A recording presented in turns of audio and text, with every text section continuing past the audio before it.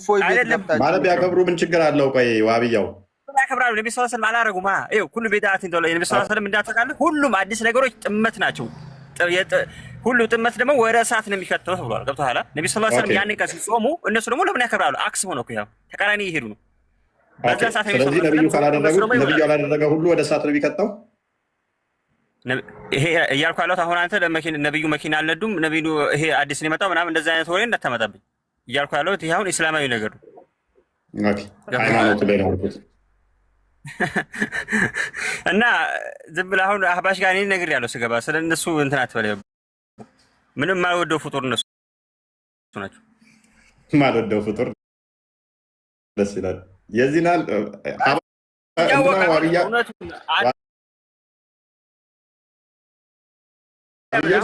ማለት ቤተሰብ ያን ቀን ይጾማሉ። የሚጾሙትን ቀን እንበላለን እያለ ግልጽ በግልጽ እንትን ድርቅ የሚል ጀማ ማለት እነሱ ናቸው። ወላሂ ላዚ ቁርአኑን ካለ ተፍሲር የሚፈስሩ አሁን እራሱ ያምናል ነብዩ ሰለላሁ ዐለይሂ ወሰለም በዛ ቀን እንደሚጾሙ ማለት ነው።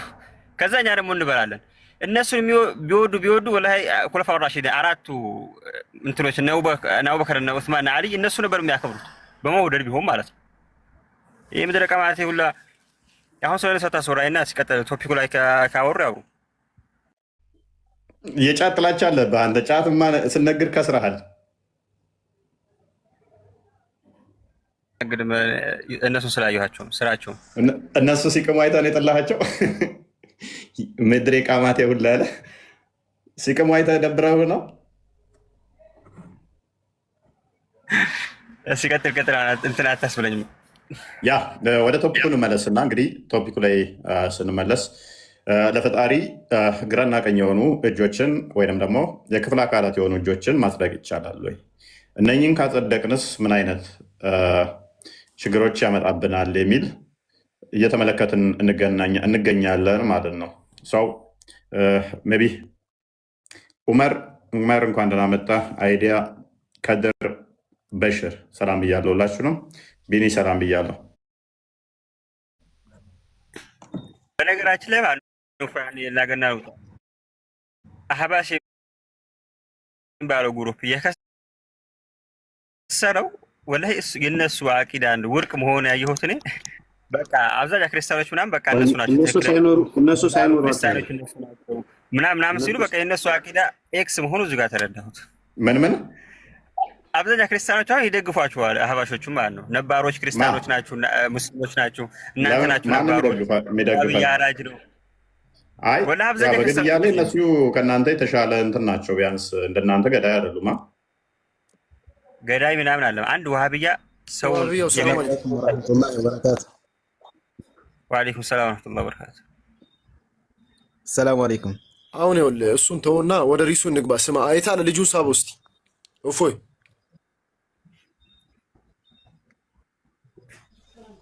የትኛው ነው የሚስበው? የቅድሙ ልጅ ሀሊማ ነው ማን ነው የሚለው? ተረጋጋ።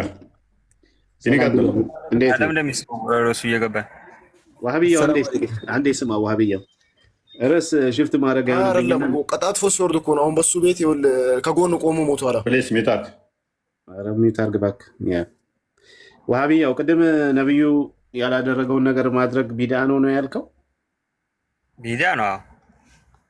ስለዚህ ቁርአንን መሰብሰብ ቢድዓ ነው ማለት ነው? እንዴ ቁርአንን መሰብሰብ ቢድዓ ነው ወይስ አይደለም ነው እያልኩ ያለው? ግልጽ አድርጓ ጥያቄ። ቁርአን መሰብሰብ ስትል እንዴት ነው? አዎ ለምሳሌ ቁርአንን መጀመሪያ ላይ ዚያድ በሚሰበስብበት ሰዓት ላይ ምን አድርግ ትለኛለህ? ይሄን አድርግ ከምትለኝ ተራራውን ሽፍት አድርግ ወይም ደግሞ አነቃንቅ ብትለኝ ይሻለኛል ብሎ ነበር። ጥያቄ ግልጽ አልሆነልኝም። ቁርአንን መሰብሰብ ስትል እንዴት ነው መሰብሰብ ማለት? ነብዩ ያላደረጉትን ነገር ማድረግ ቢድዓ ነው አልክ። ኦኬ ቁርአንን መሰብሰብ ስትል እንዴት ነው? ግልጽ አድርገው። እሺ ቁርአንን ሰብስቦ በአንድ ጥራዝ ማምጣት ቢድዓ ነው እያልኩ ነው። ቁርአንን መሰብሰብ ማለት ምን ማለት ግልጽ ነው። አማርኛ በነብዩ ሰለላሁ ዐለይሂ ወሰለም ጊዜ ራሳቸው አለ ያስጣፉት ይሄን አያ እዛኛው አያ ላይ ሁሉንም አያ በስነ ስርዓት የተጻፈው በነብዩ ጊዜ ነው። አይ አላልኩም። መጽሐፍ ሳይሆን መሰብሰብ። ለምሳሌ ዚያድ ኦኬ የተሰበሰበው በእነሱ ጊዜ ነው ያልኩት ነው። አይደለም በእነሱ ጊዜ አይደለም የተሰበሰበው። ሳሂህ አልቡኻሪ 4987 ላይ ወላሂ በእነሱ ጊዜ የተሰበሰበው እያንዳንዱ አንዴ እዛ ይሄ ሐዲስ የሳሂህ አልቡኻሪ ውሸት ነው ማለት ነው። ዚያድ ምንድን ነው ያለው? አቡበከር እና ዑመር ሰብስብ ሲሉት ኧረ እባክህ ስማኝ፣ ቁርአንን ሰብስብ ብለው ሲሉት ምንድን ነው ያለው? ነብዩ መሐመድ ያላደረጉትን ነገር እንዴት አርግ ትለኛለህ? ይሄን አርግ ከምትለኝ ይሄን ተራራ አንቀሳቅስ ብትለኝ ይቀለኛል ብሎ ተናግሯል በሳሂህ አልቡኻሪ 4987 ላይ ማለት ነው። ስለዚህ በዚህ ሐዲስ መሰረት ቁርአንን መሐመድ አልሰበሰበም ማለት ነው። ቁርአን የተሰበሰበው በዛው በነብዩ ሰለላሁ ዐለይሂ ወሰለም ጊዜ ነው።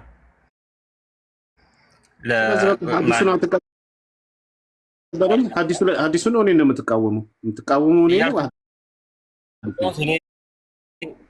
አንተ እያልክ ያለው ሐዲስ ምናልባት የሚሳሳት እንትን ነው እንጂ ቁርአን የተሰበሰበው በዛው በነብዩ ሐዲሱ ተሳስቷል። ሳሂህ አልቡኻሪ 4987 ላይ ተሳሳተ ሐዲስ አንበ ሊሆን ይችላል አንተ እንጂ ቁርአን የተሰበሰበው ሐዲሱ እንደዛ ነው የሚለው። ከፈተለ ሐዲሱ የሚለው ነብዩ መሐመድ ያላደረጉትን ነገር እኔን አድርግ እንዴት ትለኛለህ ነው። ቁርአንን ነብዩ አልሰበሰቡም፣ እኔ ነኝ የሰበሰብኩት። ለመጀመሪያ ጊዜ የሰበሰበው በአቡበከር ጊዜ ዚያድ ኢብን ጠቢት ነው። ስለዚህ ነብዩ ያላደረጉትን ነገር ማድረግ ቢድዓ ከሆነ ቁርአንን መሰብሰብ ቢድዓ ነው እያልኩ ነው። ከፈለክ ሐዲሱ ተፈተለ ማለት ነው። ቁርአን የተሰበሰበው ነብዩ ሰለላሁ ዐለይሂ ወሰለም ባሉበት ዘመን ጊዜ ነው። እንደውም ይሄንን የቁርአን አያ አሁን ላይ አላውቀውም እንጂ በትክክል አታውቀውም። በቃ የማታውቀውን ነገር ነው የምታወራው። የማታውቀውን ነገር አታውራ። ለመጀመሪያ ጊዜ ቁርአን የተሰበሰበው በአቡበከር ጊዜ እንጂ በመሐመድ ጊዜ አይደለም። ኦኬ፣ በአቡበከር ጊዜ አለ። አንተ ዝም ብለህ እንትን አትበል። ወላሂ አይደለም። እስቲ ማስረጃ አምጣ። እንግዲህ በነብዩ ጊዜ መሰብሰብ ማስረጃ አምጣ። እሺ፣ ተመልሼ በገባ ታስገቡኛላችሁ። ወላሂ እመጣልሃለሁ። ችግር የለም። እዚህ ላይ ታል ማለት ነው። ውረድና ይዘና ችግር የለም። አያሽ፣ እሺ፣ ወደ ርዕሳችሁ ተመለሱ። ችግር የለም።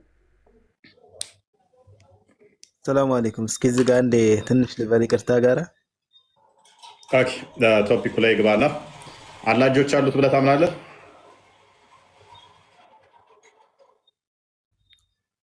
እኔን ነው ያ በዚህ ጉዳይ ላይ አቋም በሚከራከሩት ጉዳይ ላይ ነው። መጀመሪያ አላጆች አሉት ብለህ ታምናለህ? እነሱን የራሳቸው የሆነ ትርጉም አላቸው። እጅ ስንል የራሳቸው የሆነ ተዕዊል አለ እንጂ እጅ ቀጥታ እንደኛ አይነት እጅ አይደለም የምንፈልግበት። ወይም ደግሞ እኛም የማይመስል እጅ እኛን የማይመስል እጅ በዛም አይደለም ተረጉመው የምንተረጉመው ምንድነው ቅዋ ኃይል ምናምን ብለን ነው እንጂ እንደ ዑለሞች እንደፈሰሩት የምንፈስረው ይሄ እንደኛ እጅ አይመስልም እንጂ የኛን አይመስልም እንጂ ምናምን እንደዛ አይባልም። ስለዚህ አንድ አካል ኦኬ፣ አንድ ሰው አምላኬ እጅ አለው እሱም ሁለት እጅ ነው፣ ነገር ግን የኔን አይመስልም ግራና ቀኝ እጅ አለው 5 ጣቶችም አሉት እጆቹ ቢል ይሄ አንተን አላህ ሊሆን ይችላል? በፍጹም ይሄ ሙስሊም ሊሆን አይችልም። ኦኬ፣ እንደዚህ በማለቱ ይከፍራል ማለት ነው። አዎ ከእስልምና ውጭ ነው። ለአላህ ሱብሓነሁ ወተዓላ ምንድነው ለይሰ ከሚስሊ ሸይ፣ አላህ ሱብሓነሁ ወተዓላ የሚመስል አንዳችም ነገር የለም። እነዚህ ለምሳሌ በሰው ኃይል ለምሳሌ እነዚህ በክፍለ አካል ተጠሩ የሚመጡት ነገራቶች ታዊል አላቸው፣ ራሳቸው ትርጉም አላቸው። ምናምን እየተባለ ነው የሚተረጉመው። ሌላ ነገር እንደዚህ እጅኛ እጅ አለው ታሪክን ተወዳምጠኝ ከድር ጣልቃ ትግባ። ቆይ አንተ ታምናለህ አይደል? እጅ አለው ብለህ ጨርሰው ብለው አዲሱን ጨርሰው ብለው እንዲህ ለይሰ ከሚስሊ ሸይኡን ወሁወ ሰሚዑል በሲር አና ሐዲስ ቁርአን ነው። ሱረቱ አሹራ ላይ ጨርሰው እሱ ሰሚ ተመልካች ነው። አምሳያ የለው ለይሰ ከሚስሊ ሸይኡን ወሁወ ሰሚዑል በሲር ምን ማለት ነው? እርሱ አላህን የሚመስለው የለም። ሰሚ እሱ ደግሞ ሰሚና ተመልካች ነው ማለት ነው። እዚህ ጋር ደግሞ ሰሚና ተመልካች ስለ ለምሳሌ አሁን አንተም ታያለህ እሱም ደግሞ ያያል ምናምን ብለህ ልታመጣ ከሆነ ለምሳሌ እኛም ለምሳሌ የምናየው ምን የምንለው በምንድን ነው? በአይን በቢሊየን ይሄ እነዚህ ነገራቶች ተጠቅመን አላህ ሱብሓነሁ ወተዓላ ደግሞ ያያል ምናምን ስንል ደግሞ እነዚህ ነገራቶች ተጠቅሞ አይደለም። በፍጹም ይሄን ደግሞ የዑለሞቹን እና ኢማሙ ጦብራኒ እነዛ ተፍሲራቸውን ገባ ብለህ ማየት ትችላለህ። ዝም ብሎ ይሄ አሁን ምን ብለን የፈሰሩት ነው? እሺ ይኸውልህ ጨረስከው እኮ ይሰማል ያያል አልከኝ። እሺ እኔ ማን ነው? እሺ አንተ አላህ ያያል ሲል ከፍጡር አንድ ነው ያለ ማን ነው? አላህ ያያል ሲል ለይሰ ከሚስሊሁ ሸይኡን አለ። አላህ ማን ነው አይመስልም አለ። ግን ይሰማለው አያለው አለ። እሺ እና ታዲያ ምን የሚያመሳስለው ነገር አለ ከኛ ጋር? ለምሳሌ መስማቱና ማየቱ አይን አለው ወይ ጆሮ አለው እያልከ ነው አይደል? የኛ ማየት እኮ ምን ማለት መሰለ? የኛ ማየት ምን ተጠቅመን ነው? የአይን ብሌንን ተጠቅመን ብዙ ነገራቶች ተጠቅመን እኮ ነው እኛ የምናየው። ያው ሆነን ብዙ ነገራቶችን የአላህ Subhanahu Wa Ta'ala ማየት የሚለው ሲፋው ደግሞ ምንድነው? የራሱ የሆነ ባህሪ አለው።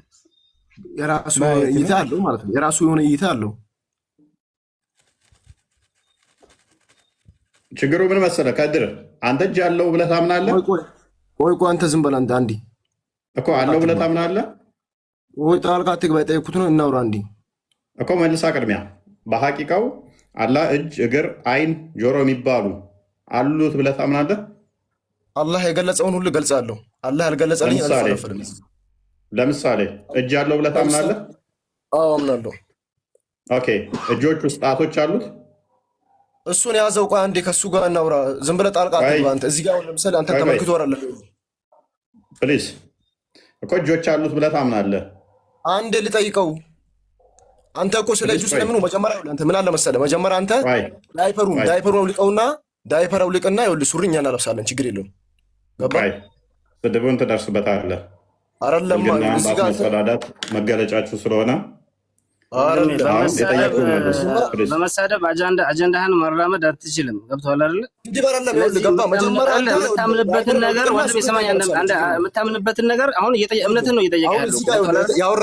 እምነትህን ነው እየጠየቀ ያለው። በእምነትህ አትፈር። ገብቶሃል አይደል? ያለውን አለው የሌለውን የለውም ብለህ ማለት ነው ያለብህ። ይኸውልህ አስረግጬ እነግርሃለሁ። ማፈር አይደለም አንተ የትም አንተ ሸዋውደህ ከሰው ጎን ቆማለሁ ማለት ተው። በመሳደብ መልሳንም እኮ ወንድማችን የሆነ ወንድሜ እኔ እነፎይን ስለደገፍኩኝ ክርስትና በእኔ እይታ ክርስትና ትክክል ነው እያልኩ አይደለም። በዚህ ምድር ላይ ትክክለኛ እምነት እኔ አስተሳሰብ እስልምና ብቻ ነው። ሰዎች የሚሉበት እሺ፣ አንተ የትኛው ዑለማ ነው አንተ? ቆይ ዋቢያ ካፊር ነው ያለ? እስቲ ማስረጃ አምጣ። በየትኛው ቁርአን በየትኛው ሐዲስ ነው ዋቢያ ካፊር ነው ያለ? አላህን በአካልና በጅስም የሚገልጽ በቦታ በጊዜ የሚገልጽ በሙሉ ካፊር ነው ይላል። አላህ ራሱ እኮ ነው የገለጸው። አላህ ያገለጸውን አትገልጽም አንተ? አላህ ከአርሽ በላይ ለመሆኑ ስማ፣ ኢነላህ ዐለል ዐርሽ ኢስተዋ የሚለውን ታምንበታለህ አይደል? በደንብ እኛም እናምንበታለን። ነገር ግን አንተ አላህ ከአርሽ በላይ ነው ስትል በምንድን ነው? በምኑ ነው? እስኪ በዛቱ። እሺ፣ በዛ አንድ ብቻ ማስረጃ ከሰለፍ ወይም ደግሞ ከፈለከው ከታዋቂ ሙፈሲር አላህ በአካል ከአርሽ በላይ ነው የሚል አንድ ብቻ እስኪ ማስረጃ አስተን። ይሄው ከቁርአን በላይ ምን ልስት? በቁርአን ታምናለህ አይደል? በአካል ላይ ልማ አላህ ከአርሽ በላይ ነው የሚለው። እሺ አላህ ከአርሽ በላይ ነው የሚለው። እሺ አንተ ምን ብለህ ነው የምትፈስረው? ከዛ በኋላ በአካል አንድ ጊዜ አስጨርሱኝና እኔን አንድ ጊዜ ተናገሩ። ዝም ብለህ አንተ አንዴ ጣልቃ አትግቡ። ቆይ ይኸውልህ አላህ ከአርሽ በላይ ነው አይደል? እኛም እናምናለን ከአርሽ በላይ ነው። ምን ብለህ ነው የምታምነው? እኛ እናምናለን አይደል? ምን ብለህ ነው የምታምነው? ጠየቀኝ አይደል? ከአርሽ በላይ ነው በስልጣኑ በልዕልና ነው። በልዕልና ነው በኃያልነቱ ከአርሽ በላይ ነው። ከሁሉም በላይ ነው። ከሁሉም አሁን አርሽ ወላይ የተፈለገው የፍጥራኖች መጨረሻ ስለሆነ ከሁሉም በላይ መሆኑን ለማረጋገጥ እንጂ ለሱ ቦታ ማጽደቁ ወይም ደግሞ ሊያርፍበት ወይም ደግሞ ቁጭ ሊልበት ወይም ደግሞ ሊቆምበት ብለህ በምትፈስረው መልኩም ሊሆን ይችላል። ለሱ ተገቢ ሆኖ አይደለም። ገብቶሃል አይደል? ስለዚህ አንተ በአካልና ጽድቃል በአካሉ ከአርሽ በላይ ነው ስትል በአካሉ የምትለዋን ትይዝልኝና አንድ ማስረጃ ትሰጠኛለህ። አመጣለሁ። ቆይ አንዴ አዳምጠኝ። የትኛውን አንቀጽ ነው እንደዛ ብለህ እንትን የምትለው የምትፈስረው? ሱረቱ ጣሃ አንቀጽ 5 ሱረቱ ጣሃ ኢነላህ ዐለል ዐርሽ ኢስተዋ የሚለውን እኛ በአካል ብለን ከአርሽ በላይ በአካል ሆነ ብለን አንፈስረው። እሺ አላህ እኮ ይኸውልህ ከሰባት ቦታ በላይ በሰባት ቦታ እኮ ገልጿል አላህ ከአርሽ በላይ ለመሆኑ። እሺ ለዚህ ሁላ እስኪ አንድ ልድገምልሽ እስኪ ወንድሜ። እንደ ተጨማሪ በጃሪሐው ላይ በተጠቀሰው ሐዲስ ፊሰማ የምትለውን እናንተ አላህ ከአርሽ በላይ ለመሆኑ ማስረጃ አድርጋችሁ ታመጣላችሁ። ፊሰማ የሚል እስኪ አለል አርሽ ይስተዋና ፊሰማ የሚል ሁለት የተለያዩ አረፍተ ነገሮች እንዴት ነው አንድ አድርጋችሁ የምትሄዱት? እዚህ ጋር አይጣረስም እርስ በርሱ። አዳምጥ፣ ተረጋጋው። አዳምጥ፣ ችግር የለውም። ምን ላስታርቀው? ከሌሊቱ 1/3 ወደ ቅርቢቱ ሰማይ ሲመጣ ፊሰማ አይን አላህ ሲላት ፊሰማ አለች። ስለዚህ ሰማይ ውስጥ ይገባል ከሌሊቱ 1/3። ይኸውልህ እነ ረበኩም ለዚ ከለቀ ሰማዋት ወለርድ ፊ ሲተት አያም ሱመ ስተዋ አለል አርሽ አለሽ። ይሄ ምን ብለህ ትፈስረዋለህ? እስኪ ምን ብለህ ትፈስረው አንተ? እስቀጥል። ስለኔ አይደለም ስለ አንተ ነው የጠየኩህ። ምን ብለህ ነው የምትፈስረው አንተ? አጠቃላይ አልኩህ እኮ አላህን በዛትም ይሁን በአካል በሚገልጹ አሻሚ የሆኑ ሲጀመር እነዚህ ቁርአኖች አሻሚ የሆኑ ናቸው። ገብቶሃል አይደለ? ስለዚህ አሻሚ የሆኑ ቁርአኖችን እኛ ዑለሞቻችን የሚፈስሩበት የሆነ አፈሳሰር አለ። እስኪ እዚህ ጋር አንድ ጥያቄ ጠይቅህና ይኸውልህ ጌታዬ አላህ አንተ ጌታዬ ከአርሽ በላይ ነው ብለህ የምታስብ ከሆነ የሆነ ቦታ ላይ ደግሞ እናንተ የምትፈስሩት ጀሃነም አልሞላሁም ስትል ክብር እግሩን አላህ እግሩን በማስገባት ሌላ ቦታ ለምን ትሄዳለህ? ይሄን መልስልኝ። ያው የተያያዘ ነው ገብቶሃል? የተያያዘ ነው። ስለዚህ ጀሃነም እግሩን አስገብቶ የሚሞላባት ከሆነ ጀሃነም እንግዲህ ጊዜ ቦታ በሚባለው ውስጥ ነው ያለው አይደለም እንዴ? ወለ ስማኝ፣ ጊዜ ቦታ በሚባለው ውስጥ ነው ያለው ጀሃነም አይደል እንዴ ያለው? ስለዚህ ዓለም ውስጥ ነው ያለው። ስለዚህ አላህ እግሩን ያስገባል ማለት ነው። በምን አይነት ሁኔታ ከአርሽ በላይ ያለው አላህ እንግዲህ ዓለም ውስጥ ከሆነው ከምድር በታች ያለው ጀሃነም ውስጥ እንዴት ነው እግሩን የሚያስገባው? እስኪ ያስረዳኝ። በቃ እንደዚህ ነው የተማርከው? ለምን መልስ እንጂ ወላሂ በጣም ታሳዝናለህ። ወላሂ አላህ ከአርሽ በላይ ከሆነ ያለው ብለህ የምታምነው ሱረቱ ጣ አንቀጽ 5 እንደዛ ብለህ ፈሰርከልኝ አይደል? እሺ ያንን ሁለተኛውን ደግሞ ፈስርልኝ። አንተ ፈስርልኝና መልስ ልስጥህ። አንዱን እየጨረስክ ወደ አንዱ እንሂድ። ገብቶሃል? እዚህ ጋር ችግራችሁ እናንተ አንድ ነገር ስትጠየቁ አንዱ 10 ቦታ ነው የምትዘሉት። ገብቶሃል? አንዱን ነገር ያጸደቀውን ነገር የዘለለው ማን ነው? አንዱን መልስ። የዘለለው ማን ነው? አዳምጥ። የዘለለው ማን ነው? እዚህ ጋር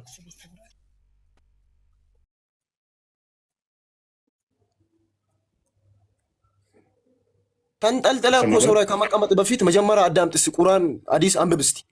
ስሜትን አትከተል። ወላሂ ምንም የሚፈጠር ጉዳይ የለም እዚህ ጋር። እሺ አዳምጥ።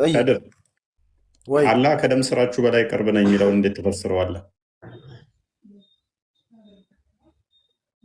በእውቀቱ ነው። ኬታ መጣ በእውቀቴ ያለበት አለ። እኔ በእውቀቴ ነው ከደም ስራችሁ ከአርሽ በላይ ነው ሲል እዚህ ጋር ሲሆን ታዊል ታረጋላችሁ። እዚህ ጋር ሲሆን በምትፈልጉት መልኩ ተፈስሩታላችሁ። ላይፈ ከሚስሊ ሻኡ ወሁወ ሰሚዑል በሲር። አላህ ማንንም አይመስልም፣ ይሰማል፣ ይመልከታል። ግዴታ አላህ እጅ አለው ስንል ከኛ እጅ አናመሳስለውም።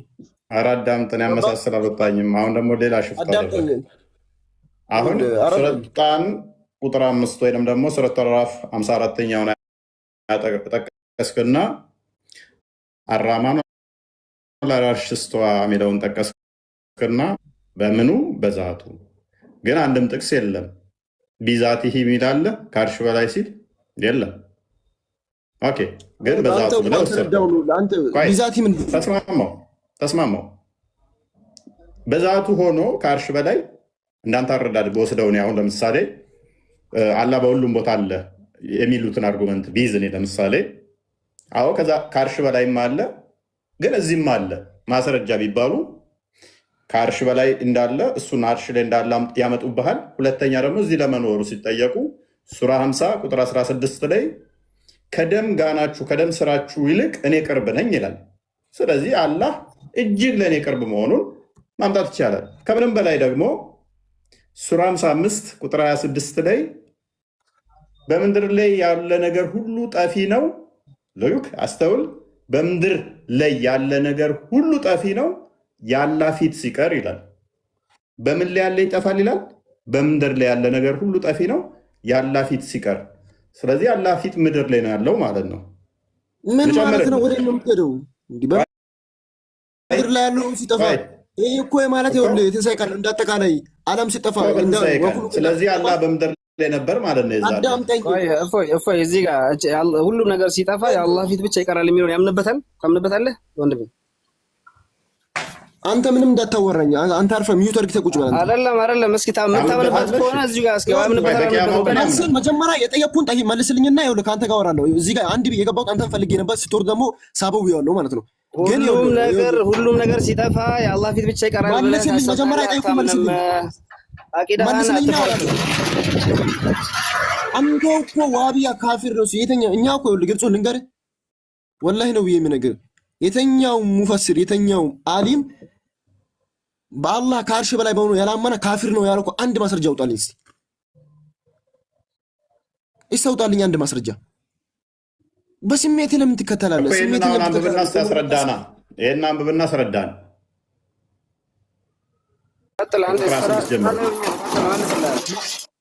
እስቲ መልስልኝ። አሁን ያልኩህን ፈስርልኝ አንተ ያን። እሺ የራስን ሆነ ሰጠው። እሺ ለዚህኛው መልስልኝ እኮ ይሄንን አስረዳና። ምንድነው ማስረዳ? ሁሉ ነገር ጠፊ ነው የአላህ ፊት ሲቀር ይላል አይደለ? በእርሷ ላይ በምድር ላይ ያለ ሁሉ ጠፊ ነው። ከፍ አድርገው።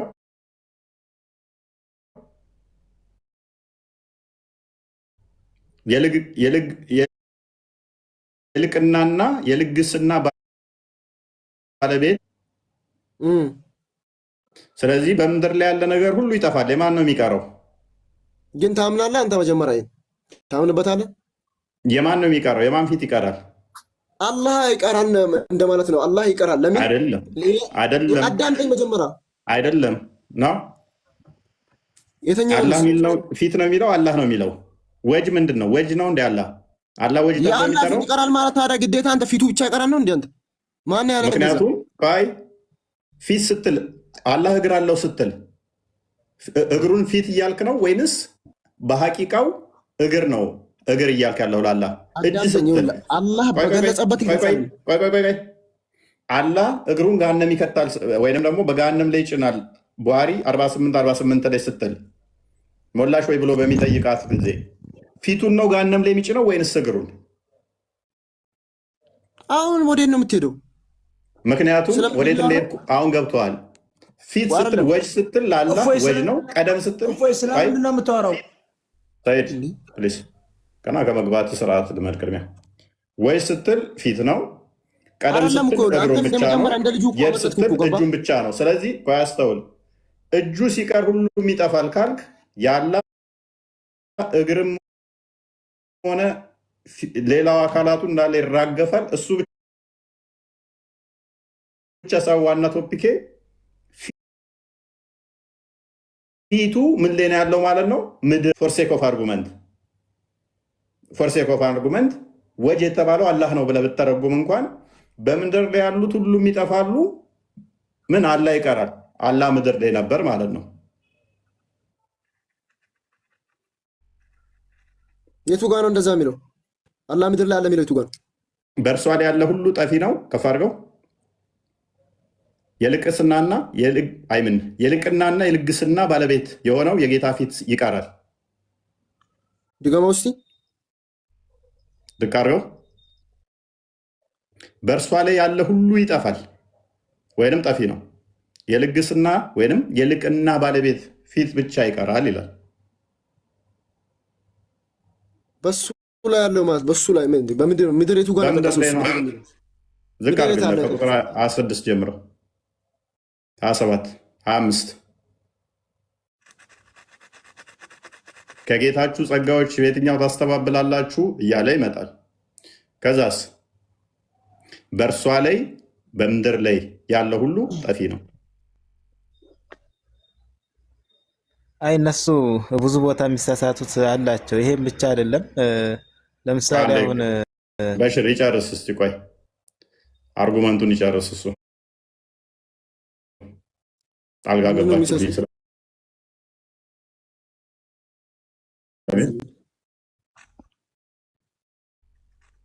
ስለዚህ ያላህ በምድር ላይ የሚሆንበት አለ ማለት ነው። ይኸው ለዚህ ጋር የተፈለገበት አሁን ለአንተ ምንም አስረዳ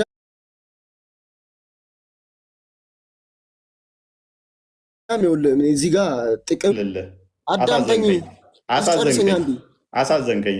እኔ ብዙም ፕሬዠር ማሳረፍ አለ።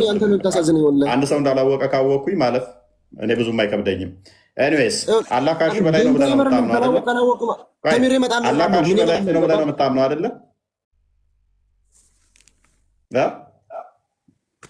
ምን አልከኝ?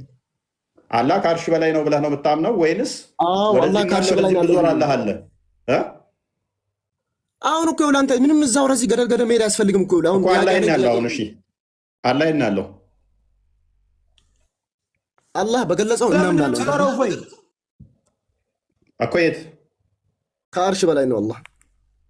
ኦኬ እንደዚህ ብዙ ወር አላህን ላገኘው እችላለሁ ወደዚህም ወይንስ ወደ ላይ ነው አርሽ? እሱን ገና የተማርኩ ነው ተምሬ ደግሞ እመጣለሁ። ችግር የለም እሱ አለ እንደዛ ነው። እሺ ለሚሸየው በቀራ ላይ ቁጥር 115ን ክፈትልኝ።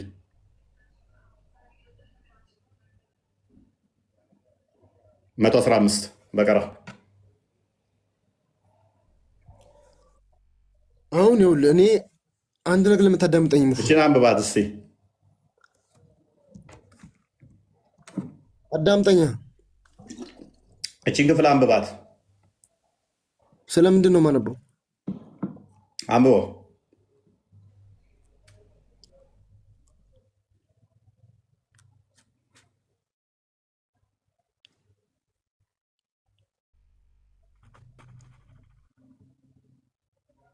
አንብበው አንተ ራስህ። ምስራቁም ምዕራቡም በደንብ አስተውል። አንተ ከአርሽ በላይ ነው ብለኸኛል። ምስራቁም ምዕራቡም ያላህ ነው። ወዴትም ብትዞሩ ያላህ ፊት እዚያ ነው ይላል። ቅድም ፊት ወጅ ሚለው አላህ ራሱ ነው ብለኸኛል። ይኸውልህ እኮ አንተ ግዴታ እንደ ሰው መሳል የለብህም። ሆልዶን ላይሰ ከሚስሊ ሸውን ላይሰ ከሚስሊ ያደረኩ በቃ እኔ ማንንም ይመስላል ብያለሁ። እዚህ ጋር ይኸውልህ አንተ ይኸውልህ ቀጥታ ይኸውልህ አንተ ፕሊዝ ያላህ ፊት ወዴትም ብትዞሩ እዛ አለ ይላል። ወደ ቀኝም ወደ ግራም ምስራቅም ደቡብም ብትዞሩ ያላህ ፊት እዛ። ፊት የሚለው ደግሞ ያላህ ፊት የሚለው አላህን የሚወክለው ብለኸኛል። ስለዚህ ወደዚህም ብዞር አላህ እዚህ ነው፣ ወደ ታችም ብዞር አላህ እዚህ ነው፣ ወደ ላይም ብዞር አላህ እዛ ነው። ስለዚህ ለምንድን ነው ከአርሽ በላይ ነው ብለህ የምንሞግተው? አላህ በሁሉ ቦታ እያለ ይኸውልህ እኮ አንተ ያመሳስልከ ነው ያለው እዚህ ጋር። ለምን አንተ አዳምጠኝ? ማን ደረሰ? አላመሳሰልኩም። ተርኮሌን ይመስላል ሰው ይመስላል ወይንም ዝንጀሮ ይመስላል ብዬ በፍጹም አልወጣኝም። ወይንም ከሌን ይመስላል አልወጣኝም። ይህንን ክፍል ነው ያነበብኩት። ምን ብለን አነበብኩት? ይህን ክፍል አርጉመንቱ ከብዶሃል። በቃ ልለፍህ። ሰዓት እኮ እየገደለብን ነው። ልጅ መሆናችን ነው። ወደ ቶፒኩ እንመለስና አላህ እጆች አሉት ብለህ ታምናለህ? ሁለት እጆች አሉት ብለህ ነው የምታምነው አይደለ? አሁን ልጠይቅህ ነው የመጣሁት። እኔ አዳምጠኛ እንዲ እፎይ። እኔ አንተን ጥያቄ ማታ አስገብተኝ ጥያቄን ሳትመልስልኝ አውጥተኛል። ተው ችግር የለውም። አስገብቼ ዝም ብዬ ላስወጣ አልችልም። ምክንያቱም መጨረሻ ላይ ከነበር ጥያቄ ተቀብዬ ነው የምወጣው ሁሌ። አልተቀበልከኝም። ወላሂ አልተቀበልከኝም። አሁን ቶፒኩ ላይ ግባ። አላህ ሁለት እጆች አሉት ብለህ ታምናለህ አይደለ? አምናለሁ አልኩህ እኮ አላህ እጅ አለው ብዬ አምናለሁ። አዎ እጅ ማለት ምን ማለት ነው? አብራራልን እስኪ። ምክንያቱም እኔ እጅ ማውቀው የፍጡር ነው። ስለዚህ ለፈጣሪ የፍጡርን ስያሜ ስለሰጠህ ማንንም አይመስልም ስላልክ ደግሞ እጅ አለው ስትል ምን ማለት እንደሆነ አስረዳኝ። አላህ በገለጸበት እገልጽልሃለሁ። አላህ ያልገለጸውን እዚህ ጋር አምጥቼ አልፈላፈልልህም። ምክንያቱም ምንድን ነው እጅ ማለት? እጅ ማለት ምን ማለት እንደሆነ አስረዳኝ። እጅ ማለት እጅ ነው። እጅ ማለት ይሄ ነው። ስለዚህ አላህም እጅ ይሄ ነው። እጅ ማለት እጅ ነው። አልወጣኝም እንደዛ። ለምን ታመሳስላለህ? አሁን እዚህ ጋር አንተ ነፂብ ለማስጣን ነው። ገባ እኮ አስረዳኝ እያልኩ እኮ እየለመንኩ ነው። እኔ ፍጡርን ነው የማውቀው። ፕሊዝ ጨለማሸሽገው ያለው ስትል ምን እያልክ ነው? ራስን ወጣ አድርገህ እኮ ብታወራ ችግር የለውም እኮ። ጨለማ ሸሽገህ ይኸውልህ ምንም የማያውቀውን አንድ ሁለት ከማንበታበት ማለት ነው። ወጣ ብለህ አንተ ወንድ ከሆንክ ተፋለም። በቃ ገባ ተሸሽገህ። አሁን እኮ ጭራሽ ሰዓትንም ቀየርኩ። እስከ 6 ሰዓት አረካት። ሳታመሳስል እስኪ እጅን አስረዳን። እጅ ማለት ሳታመሳስል አስረዳን። አንተ ከፍጥረት ጋር ሳታመሳስለው እጅ ማለት ምን ማለት ነው የሚለውን አስረዳን እስኪ። ራስ ሳታመሳስል ማለት ነው። እንስማ እስኪ። በስያሜ እኮ አመሳሰለው። ያንን እኮ እንዴት እንደማሳየት ነው። እስኪ አንተ ራስህ ሊናን ተጠቅመህ ሳታመሳስል ከፍጡር ጋር እጅን አስረዳ እኮ። ይኸውልህ አላህ ሱብሓነሁ ወተዓላ እጅ አለኝ ብሏል። አዎ እጅ አለው። ጥፍር ነው፣ እንዲህ ነው፣ እንዴት ነው? አመሳሰልከው። በቃ አመሳሰልከው። አላህ እጅ አለው ስላልኩት እና እጅ ነው። ችግር የለውም። ስንት እጅ ነው ያለው? አሁን ጥያቄ ላለመጠየቅ ነው እንደዚህ እንደዚህ የምትሉት? ስንት እጅ ነው ያለው? እስቲ የተኛው አንተ ካፊር ነው ሙስሊም ቤት ገብቶ ጥያቄ አለኝ ብሎ ጥያቄን ሳይመልስ ከድር አይ ነው ፓኒክ እያደረክ ነው። አይ አይደለም እኮ የአንተ ይገርመኛል እኮ ወላሂ አንድ ቀን የሰውን ጥያቄ አትቀበልም። ሁሌ የራስህ ነው። ይሄ እኮ ራሱ ደግነት ነው። መጨረሻ ላይ ሁሌም ተቀብዬ ነው የምወጣው። ረጅም ተቀበለኛ ጥያቄ ነው። ይኸውልህ ያው ባልተናገር ነገር ይኸውልህ አንተ አዳምጠኝ ይሻል ወይ አዳምጠኝ።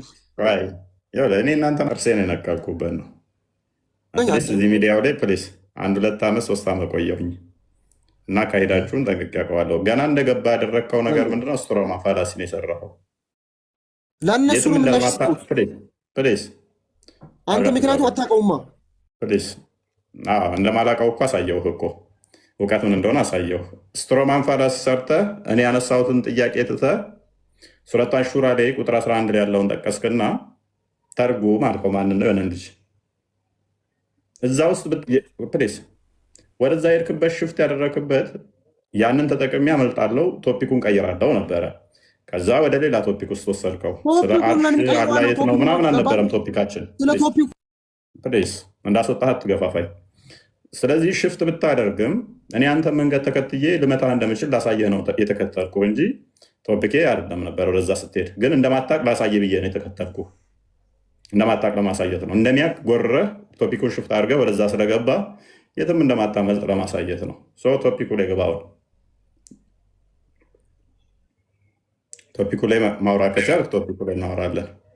አዳምጠኝ። ተመሳሳይ ነገር ማንሳት ከፈለግ ክርስትናው ላይ እያነሳ መራራት ትችላለህ እኮ። እኔ ለመጣጤ ስለ ስላሴ ልጠይቅ ነበር ማታም ዛሬም ሸፈንከብኝ። በቃ አንተ ያቀረብካትን ጥያቄ ሳትመለስ ለአጋጣሚ ለአንተ አንድ ነገር ልንገር። 4ኛ ክፍል የሚማር ተማሪ የ8ኛ ክፍል በግድ አንብብ ተብሎ ይሰጠዋል? ታዲያ 4ኛ ክፍል ከሆንክ እንደዛ ነገር ይሰጠዋል ወይ? አይደለም አዳምጠኝ። ለአንተ ምሳሌ ነው የሰጠው። አይ እኔ 8ኛ ክፍል የደረስክ መስሎ የነበረ። ኡስታዞችም አክቹዋሊ 6ኛ ክፍል ነው ያቆሙት። ምንም ማድረግ አይቻልም። ጀግና ወጣ ብለህ ስንቴ ውይይት ቀረበልህ? 4ኛ ክፍል ካቆምክ ጋር ምን እናድርግ? 8ኛ ክፍል ገና ይላል። 4ኛ ክፍል ካቆምክ ምን እናድርግ? እኔስ ቶፒኩ ላይ መግባት የሚችል ካለ ማውራት ትችላለህ። ቶፒኩን የሆነች አንድ 30 ሰከንድ እፎይ ሁል ጊዜ መልስ መጨረሻ ላይ ይመልሳል። የምናውቀው ነው። አንድ ነገር ግን የምነግራችሁ ከ6 ሰዓት ከ7 ሰዓት በላይ ቀን እፎይ ከመክፈቱ በፊት ተሰብስበው መምህራን ሙስሊሞች ኑ ጥያቄ ያላችሁ ተብሎ የፈለጋችሁትን ጠይቁ ተብሎ እስልምና ሳይነሳ አንድም ሳይነሳ ቤት ተከፍቶ ይጠበቃል። አንድም ዝር የሚል የለም። የተወሰኑ ሰዎች መጥተው ይሄዳሉ። ምክንያቱም ጥያቄ ይኖሯቸው ሳይሆን ክርስትና ላይ እስልምና ሲነሳ ሀሳብ ሽፍት የማድረግ ብቻ ነው ዋናው ስራ። እያየን ያለን ኤቭሪዴ ነው። በቀን መምህራን ቁጭ ብለው ኑ ጠይቁ። ከ7 ሰዓት ከ8 ሰዓት በላይ ነው። እነዚህ ነገር ላይ መታችሁ ጠይቁ ስትባሉ መጠየቅ ነው። ልክ እዚህ መጥቶ እስልምና ላይ ሲነሳ ሀሳብ ሽፍት ለማድረግ ከሆነ አይሰራም።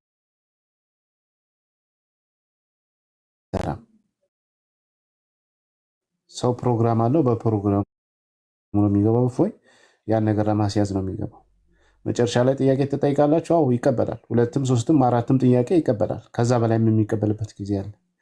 ስለዚህ እንደዚህ አይነት ፖለቲካ አትስሩ። ያ ቶፒክ ሽፍት ማድረግ ላይ እኮ ጀግና ናቸው። ኤኒዌይስ አይ ነው ያው እኔን ትሪክ አያደርጉኝም። አክቹዋሊ እኔን ትሪክ ስለማያደርጉ ደስ የሚለው ሁኔታ ማለት ነው። ኦኬ በሽር ሰይድ እንኳን ደህና መጣችሁ። እንኳን ደህና ቆያቸውኝ። መልካም አላህ እጆች አሉት ብለህ ታምናለህ? አላሁ ስብሐነሁ ወተዓላ እጅ ብሎ ራሱን የገለጸበት ቅዋን ምናምን ለመግለጽ ነው እንጂ እንደኛ አይነት እጅን ለመግለጽ ወይም ለመጠቀም ያንን ለማሳየት አይደለም። ግን ምንድነው ቅዋ ኃይል እያልን ነው ተረጉማቸው። እዚህ ኢንተራፕት ላድርገህና እኛን ማይመስል ራሱ እኛን ማይመስል እጅ አለው ብለህ ታምናለህ?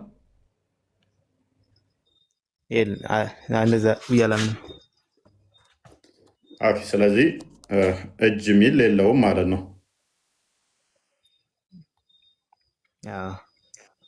ኦኬ፣ እኔ ለፈጣሪ ግራና ቀኝ የሆኑ ክፍለ አካላት ወይንም እጆች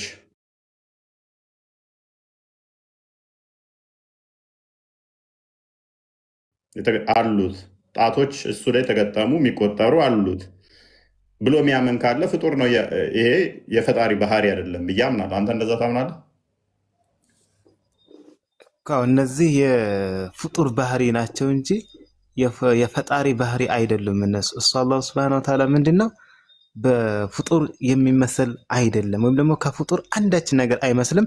ፍጡር ደግሞ እሱን አይመስሉም። በቃ የአራት ነጥብ ነው። ምንም ነገር በቃ ለምሳሌ አሁን በአተም የሆነ ነገር ሊገለጽ ይችላል። እነዚህ የራሳቸው የሆነ ትርጓሜም አላቸው። በቃ ይሄ ደግሞ ዑለማዎችም ደግሞ ግልጽ አድርገው ያስቀመጡታል። ግን አሁን ዘመናችን ላይ እየመጣ እየተስፋፋ ያም ሁሉም በየራሱ እውቀት እየበተነ በየፈለገበት እየተረጎመ አሁን እንደምናየው ብልሽት ብሏል። አሁን ለምሳሌ ባለፈው ሁሱ ጋራ ተከራከራችሁ። ሁሱ ምን አለ? ሁለት እጅ ያለው ብሎ የሚያምነው ግን እስታዚስ ደግሞ አይዝጋ ኢትዮጵያ ሳዳት ከማል ይታወቃሉ። ሁሱ እናንተና ሳዳት ከማል ደግሞ ምን ብሎ ነው የሚያስተምረው? አንድ በቀኝ በኩል አንድ እጅ ነው ያለው ብሎ ነው የሚያምነው። ግን ሁለታቸውም በአንድ ደግሞ ላይ ከፍተው እንትን ይላሉ። እንደዚህ አሁን ዘመናችን ላይ የመጡት ዋህብያ ወላሂ ላዚም እስልምና ለማጥፋት እንጂ ለማልማት አይደለም። ግን ምንድነው ምን ታደርገዋል? አሁን ሁሉም በየራሱ በየፊናው ነው የሚሄደው። የድሮውን እስልምና ያው መቼም ይሸራሸሩት ነው፣ ግን አይጠፋም። ስለዚህ የሳዳት ከማል አላህ ሁለት ቀኝ እጅ ያለው ነው፣ ግራ እጅ የሌለው ማለት ነው። ራይት። የሁሱ ደግሞ ግራም ቀኝም እጅ ያለው ነው። በቃ አይ ግን በጣም ይዋደዳሉ። ለሞደ አቂዳቸው ግን ምንድነው አንድ አይደለም በፍጹም ማለት በፍጹም። ግን ይሄን ደግሞ ዑለማዎች ደግሞ ቁጭ ብለው ስንት ዓመት የደከሙበትን ዛሬ መተው ብትንትኑን ሲያወጡ ወላሂ ሐቂቃ በጣም ያሳዝናል። ግን አሁን መተው ደግሞ ቡር እያለ አላህ የገለጸውን እና ጸድቃለን ምን ይላል። ሱብሃንአላህ በፍጹም አላህ ምንም አላወቁት። ያልተገናኘ አሻንጉሊት ነው ወላሂ ላዝም እያመለኩ ያሉት ቢያውቁት ኖሮ ማለት። ግን ምንድነው ያ ሲነካባቸው ደግሞ ቡር ነው የሚሉት። አይወዱ ሰው የልቡን ሲነግሩት ያኮለኮሉት ያህል ይስቃል ይባላል። ለምንድን ነው የሚናደዱት ዋህብያዎች? ሃይማኖታቸውን ለመመለስ የራሳቸውን በስርዓት አይመልሱም። ቶሎ ብለው እንደዚህ ተብሎ እንደዚህ ብለው ወይ ወደ ስድብ ነው ወደ ቁጣ የሚሄዱት። እና ሰው እምነቱን ነው ቅድሚያ ማስረዳት፣ ከዛ በኋላ አይ እናንተ ጋር እንዲህ ያለ እኛው እንደዛ ብሎ ማስረዳት ይቻላል። ለምን ይበሳጩት? ከአንድ አሊም ጋር በቃ ኑ እንዋይ፣ ወላ ሁስሞን ወላ ጥሪ ያልተደረገለት የለም። በቃ በፍጹም አየት ትናንሾች መጥተው ይገባሉ። እሺ መጽሐፉን ወይም ደግሞ እንደዚህ ብሎ የተረጎመውን ግለጽ ሲባል በቃ የለም ወይ ዝም ብሎ የሆነ መሸወድ በቃ ምናምን በቃ እናንተ እንደዚህ መውሊድ እኮ ማለት ብትተወው ብትሰረው ምንም አንተን የሚጎዳህ ነገር አይደለም እኮ። መውሊድ ማለት ነቢያችንን ወደህ እነሱ የተወለዱበትን ቀን ይሄን ቀን በዚህ ቀን የመጡት እነሱ በቃ የተወለዱበት ቀን ነው በቃ ብለህ ተደስተህ ማሳለፍ ነው። በእነሱ ላይ ሰላዋት አውርደህ ብትወውሳ አንተ ትጎዳለህ እንጂ እንትን ምንም ነገር አትሆንም። ግን ምንድነው ይሄ ዋናው መሰረቱ ምንድነው? አላህ ሱብሓነሁ ወተዓላ ላይ ነው። አላህ የሚባለው እሱ ማን ነው? በቃ ፍጥረታት ሳይኖር እሱ የነበረ በቃ ግራና ቀኝ ካለው እኮ ፍጥረት ሳይኖር የለም ነበር ማለት አይቻልም። ምክንያቱም ግራና ቀኝ ፍጡር ናቸው አይደለ? ዳይሬክት አቅጣጫ ስለሆነ ያ አላህ ግራና ቀኝ አለው ካልን፣ ስለዚህ ፍጡራን ከሆኑ ግራና ቀኝ ወንድሜ ወንደና ቆየኝ። እፎይ ፈቃድልኝና እሱ ጋር መነጋገር እፈልጋለሁ። እኔ አንድ ደቂቃ ብቻ ለሱ አይ ቅድሚያ አንተ አላህ ግራና ቀኝ እጅ ያለው ብለህ ታምናለህ? ሁለት እጆች አሉኝ ብሎ ይገልጠዋል። ግን እጅ ማለት ወይም እንዳንተ እንደኔ አይደለም። አይንና አንተን የማይመስል ሁለት እጅ አለው አይደል? ዘወር አሉ ነው በቃ። ይሄ ንግግር ምንድነው? አልሸሹም ዘወር አሉ በቃ ብለው ሲያበቁ እንደገና እፎይ አንድ እድል ስጠኝ፣ እሱ ጋር ልነጋገር። እኔ ትነጋገራላችሁ፣ አስተላልፋለሁኝ። እኔ የራሴን ፖይንት አንዴ ልድረስበት ነው።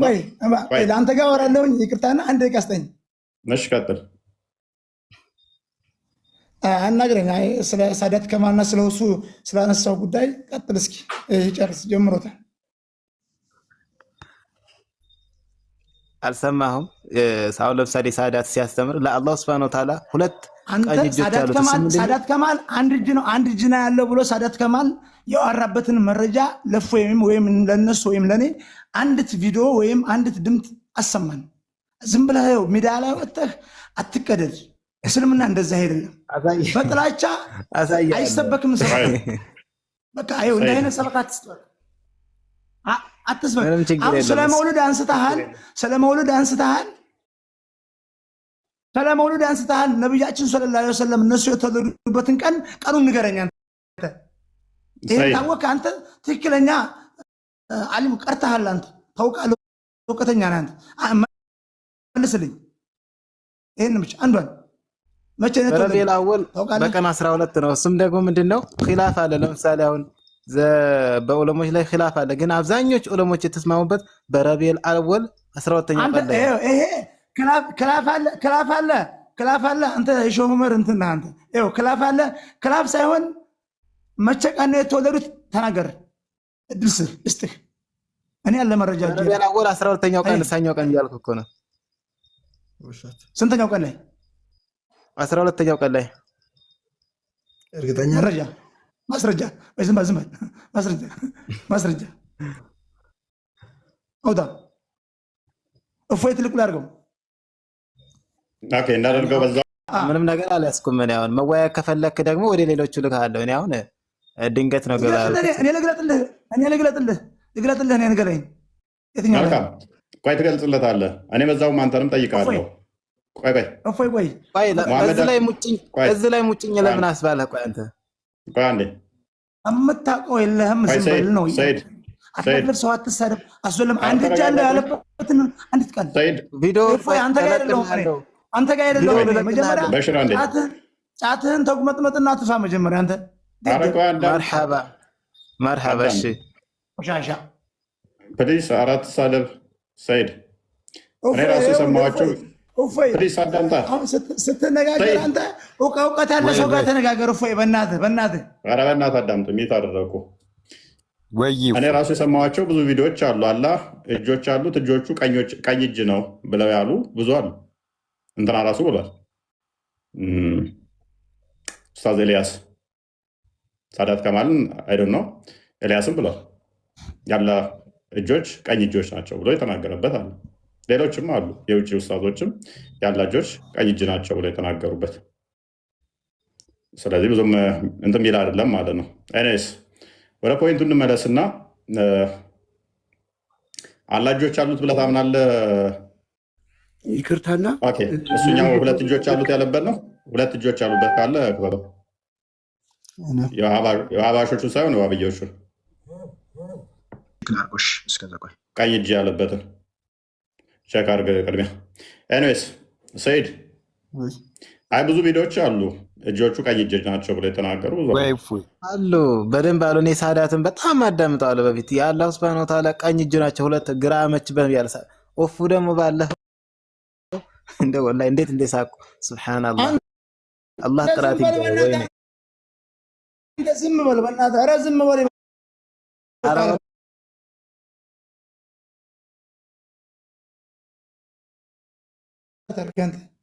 አትሰዳደቡ። በጥላቻ ሰበካ የለም እያልኩ ነው ያለሁት እኔ። በቃ ቆይ እሺ፣ ከኔ ጋር ቀጥል። እሺ ሰይድ ሰይድ ኑር እመለሳለሁ አንተ ጋር። እሺ ሶሪ ይቅርታ። ሰይድ አህመድ አንዴ ማይክ ስላነሳ አንድ ልንገር። እፎይ ፕሊስ ቆይ አዳምጣ። ሁለት እጆች አሉት ብለህ ነው የምታምነው አይደለ? እጅ ማለት እንዳንተ ወይንም እንደኔ አይነት እጅ የሚገለጽ አይደለም።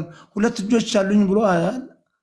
ሁለት እጅ አለው ግን እንዳንተ ወይንም እንደኔ በእጅ እኔ ማንን ይመስላል ብዬ አልጠየቅኩም። ፕሊዝ እፎይ 3 ዓመት ሙሉ የምጠይቀው ይህንን ጥያቄ ነው። ሰይድ አህመድ ይህን ጥያቄ ብቻ ነው የምጠይቀው። ይህን ጥያቄ ሰይድ አህመድ ሌላ ጥያቄ ጠይቅ። 3 ዓመት ሙሉ ጠይቂያችሁ መልስ አላዘጋጃችሁም። 3 ዓመት ከጠየቁ ቆንጆ ነው።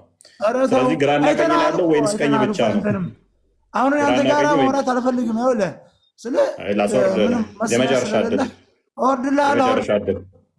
የመጨረሻ እድል ነው የምሰጥህ። ትልቅ ሰው ትመስላለህ። ሜይ ቢ ሼክ ትሆናለህ። የዋብዮች ሼክ ልትሆን ትችላለህ። ድምፅህ እንደዛ ስለሆነ ዋብዮች እንደዚህ ናቸው። መልስ ስለሌላቸው ማለቃቀስ ነው ስራቸው፣ ወይም መሳደብ ነው። ከዛ በኋላ የተጠየቀው ዝም ብለህ የጥላቻ መንፈስ እነሱ ጋር እኛ ጋር እንትን ስለሌላቸው አባሽ እያስገባ ሰው አትሳደቡ። እፎይ እውቀት ያለው ሰው ጋር ተወያይ። ብቅ በል እስኪ። ወላሂ ላዚም ጉዲህ በላ ነበር። ቆሻሻ ፖይንቷ ላይ ብቻ አድርጋው። ቀኝ እጅ ያለው እንትን እጅ የሚለውን ረጅም ቪዲዮ እንዳታደርገው። እኔስ ቪዲዮ ይዘጋብናል። የሚናገረውን ስሙት ማለት ነው። طيب የአላህ እጅ ሁለቱም ቀኝ ናቸው የሚለው እንዴት ይታያል ነው ሐዲሱ። ሐዲሱ ትክክለኛ ሐዲስ ነው። መልእክተኛው ዓለይሂ ሰላቱ ወሰላም ከአንድ ጊዜ በላይ በተለያዩ ሐዲሶች ላይ ይህንን አጽድቀዋል። ሰምታችሁታል አይደል? ሐዲሱ ትክክለኛ ሐዲስ ነው። ከአንድ ጊዜ በላይ አጽድቀዋል። ኦራይት። ስለዚህ የእንትና የተናገረው ቀኝ እጅ ነው ያለው አላህ በዋብዮች ይታመናል እኮ ብዙ ቦታ ላይ ብዙ አዲስ እንትኖች ሼኮ የተናገሩት። ዋና ፖይንታችን ምንድነው? የሚያለቃቅስብን አለ ስድብ አታውቅም እንዴ? ድምፁ ትልቅ ሰው ነው። የትልቅ ኡስታዝ ድምፅ ነው ድምፁ። ዋብዮች በተቻላችሁ መጠን ጭንቅላታችሁን ሲያሰሩት 21ኛው ክፍለ ዘመን ላይ ያለ ነው እና ብልግናን ቀነስ አድርጉ። ሰይድ ኑር ቀጥል። እኔ ለመማር ነው የመጣው፣ ጥያቄ የለኝም። አላህ እጅ ያለው ምናምን የሚለውን እንዴት ታየዋለህ አንተ? ያው አላህ እጅ ያለው የሚለው ቁርአን ላይ ተጠቅሷል። እንግዲህ ያው እጅ ማለት እንደኛ እጅ አይደለም። እኛንም ባይመስል እንኳን ግራና ቀኝ እጅ ያለው ብለህ ታምናለህ? አላምንም። ኦኬ፣ ግራና ቀኝ ካለው ፍጡር ነው ማለት ነው። ዳይሬክሽን አቅጣጫ ስለሆነ ስለዚህ ፍጥረት የሚያካብበው ከሆነ እሱ ፍጡር ነው የሚሆነው። ምክንያቱም ፍጥረት ሳይኖር ግራና ቀኝ ሳይኖር እጁ የለም ማለት ነው። ግራና ቀኝ ከተባለ አቅጣጫ ስለሆነ ማለት ነው። ይሄ ደግሞ ግራና ቀኝ አለ ማለት ቀኙ ያለበት ግራው የሌለበት አለ ማለት ነው። ግራው ያሌለበት ደግሞ ቀኙ ያለበት አለ ማለት ነው። ይሄ ደግሞ ለፍጡራን የሚነገር እንጂ ለፈጣሪ የሚነገር አይደለም። ፈጣሪ በዚህ ከገለጻችሁት ፍጡር ነው እያልናችሁ ነው። በነገራችን ላይ እዚህኛው ሼህ ኤልያስ ማለት የሚታወቅ በጣም ትልቅ አሊም ነው። ሲያስቀምጥ አላህ ቀኝ ተብሎ እንደሚነገርለት ሲያስረዳ ከአራህማን ከአላህ በቀኝ በኩል መልእክተኛው መሐመድ ይቀመጣል ብሎ እዚህ ቪዲዮ ላይ ያብራራል። ማሰማት ካለብን ማሰማት እንችላለን። በቀኝ በኩል ነው የሚለው። ኢማጂን በቀኝ በኩል አይዘጋብን ቦስ አጭራረት በቂ ነው። ስትራይክ ይሰጠናል። እኔስ ግራና ቀኝ እንዳለው የሚታመን ነው። በእንትን ቀንም ደግሞ አላህ ሙሐመድን ያስቀምጠዋል በቀኝ ተብሎ ይታመናል። ሱብሓነላህ ወላሂ ጉዳቸው አልኩም። በሽር ሞሊድ አክብሩልኝ ብለዋል ነቢያችን። መውሊድ ላይ እንደ አላህን ተውን። አላህ ለምሳሌ ቆይ ስለ አምላክህ ከማወቅና ስለ ሞሊድ የትኛው ነው የሚበልጠው? አይ እሱማ ልክ ነህ። የእሱ አቂዳ ነው። የሚገርም ነገር እኮ ነው የእሱ። የአንተ አቂዳ ደግሞ እኮ በጣም የሚገርም እኮ ነው። ለእሱ አንተ የምታመልከው አላህ ተጀምሮ ያላለቀ ጣዖት ነው ብሎ የሚያምነው እሱ። እንደዛ ብለህ የምታምነው? ምን አልከኝ? እንደዛ ብለህ ነው የምታምነው? እንዴት ብዬ ተጀመረ ጠዋት ነው ምናምን በአእምሮ እየሳልከው። ለምሳሌ አሁን እጅ ሰጠኸው፣ ፊት ሰጠኸው፣ ወይም ደግሞ ቁርአን ላይ ያለው እንጂ በአእምሮ ትለኛለህ እንዴ? እግር ሰጠኸው። እንዛል እንደሚለው ይህንን እነ ኢማሙ ጦብራኒ እነዛ ሁሉ የፈሰሩትን ጎንበስ ብለህ ተምረህ እነሱ በተረጎሙት ቁርአን አንብበሃል በሽር?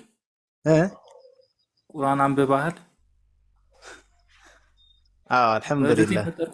ምን ለማለት እየፈለገ ነው? እሺ ምን አላህ ሱብሃነሁ ወተዓላ በእጆቼ ፈጠርኩ ሲል ምን ለማለት ፈልጎ ነው? በችሎታው ነው። እሱማ በችሎታው ነው። አዎ እሺ ማስረጃ አለ? በችሎታ ነው የሚለው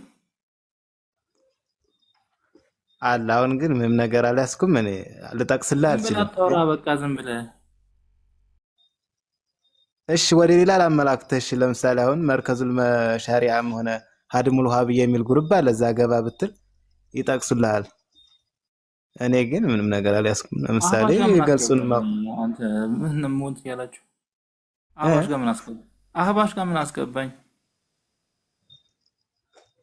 እኮ አትቀርብማ። መጀመሪያ አቂዳህን ታፍርበታለህ። አሻንጉሊት ይዘህ ለምን ትጠጋለህ? ወላሂ አላፍርበትም። በቁርአን ባሪስ አላፍርም።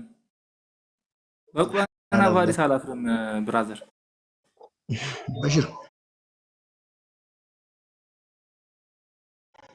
በሽር አለክ?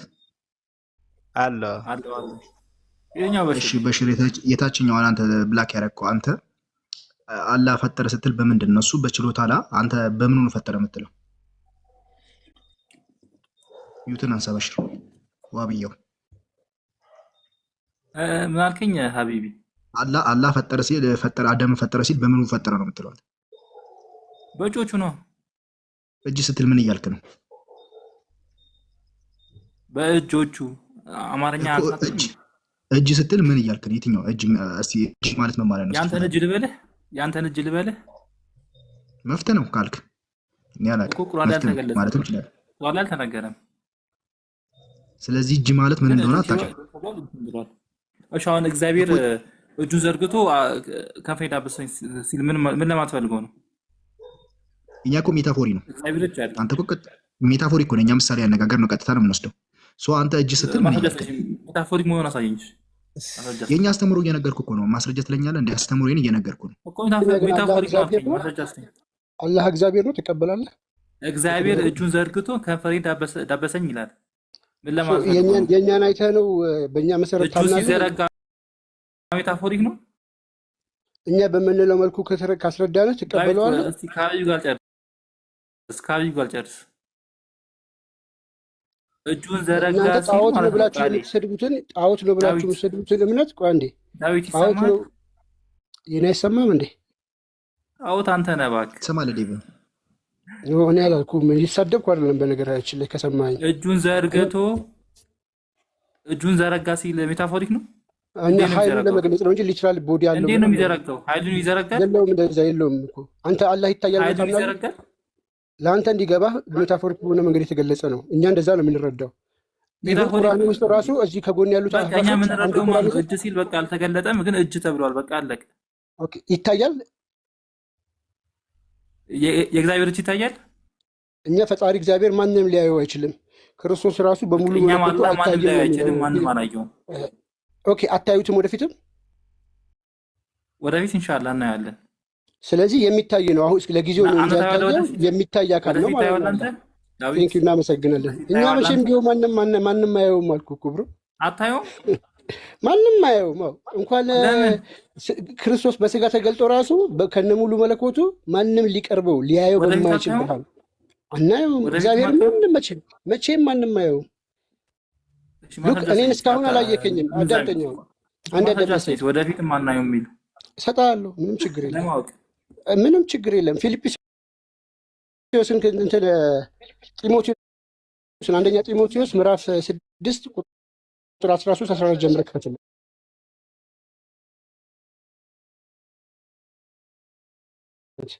ምዕራፍ 1 ላይም አለ።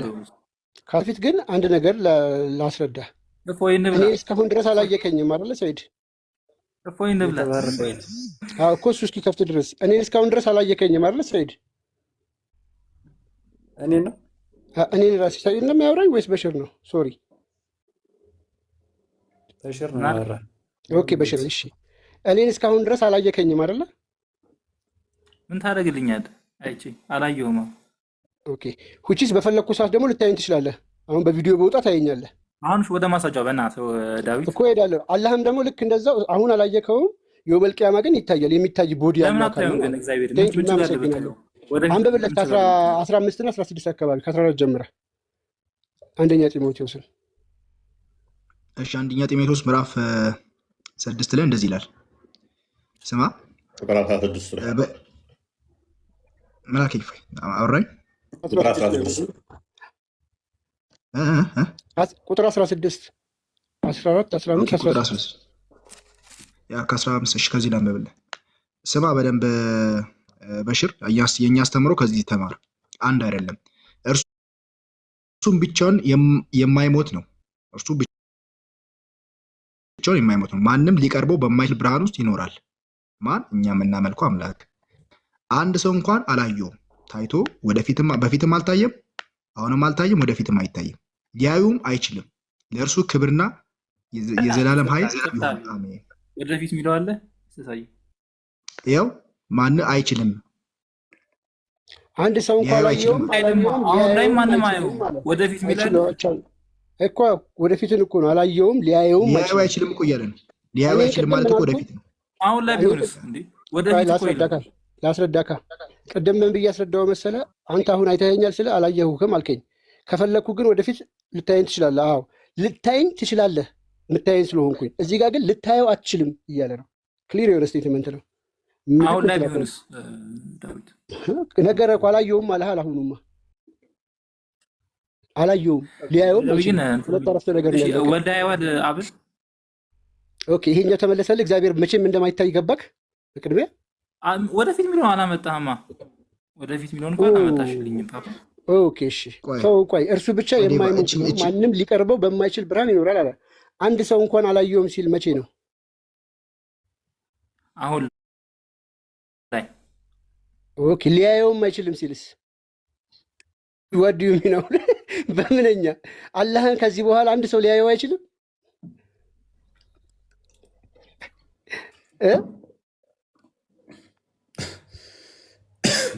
እንደዛ ትቀበላለህ? ልቀበልህ? በዚህ ስቴትመንት መሰረት አላህ ላይ አስቀምጬ ልቀበልህ? እና ወደፊት አይደማሽ ምን ላድርግ ነው ዳዊት? እንዴ ልታየው አትችልም ማለት ኦልዌይስ ቢያይ አይታይም ማለት ነው ብራዘር። አላህ ልታየው ቃሌ መቼም ለሻኔ ለውፎይ ቃሌ መቼም ልታይ አትችሉም ስለው መቼም አይታይም፣ መቼም አይታይም፣ መቼም አይታይም። በቃ ወደፊት ሊያይክ አይችልም። ወደፊት መቼም አልከኝ እኮ መቼም አልከኝ እኮ አይደለ? ጊዜ ጠቀስኩ እኮ። እሺ ወልድ አላየው።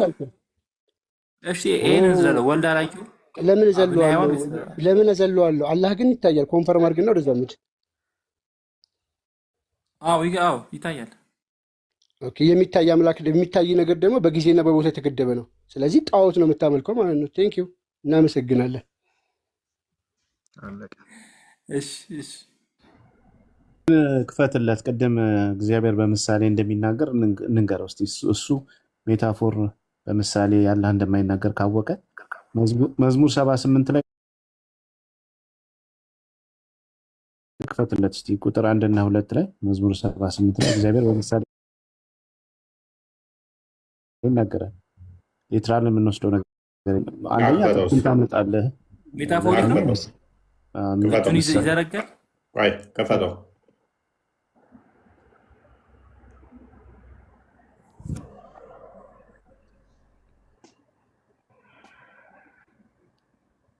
ያ ጥቅሱን አምጣ እስቲ መጀመሪያ። እንደዛ የሚል ካለ አምጣ ጥቅሱ እግዚአብሔር ላውራ የሚለውን። እሺ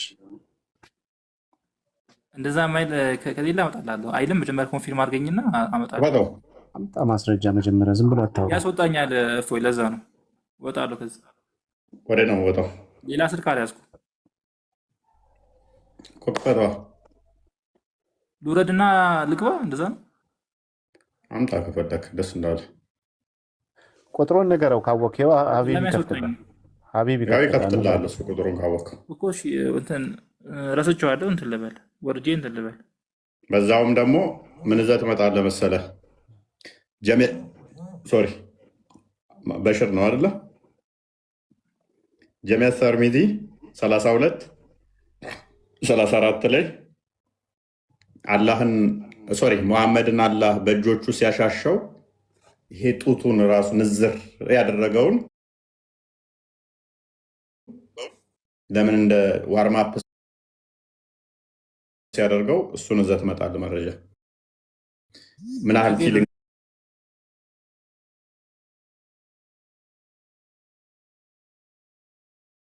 ይመጣልህ እንትን ትቀበላለሽ፣ በዛውም ትቀበላለህ መጀመሪያ ወይ አምጣው ችግር የለውም አልኩህ።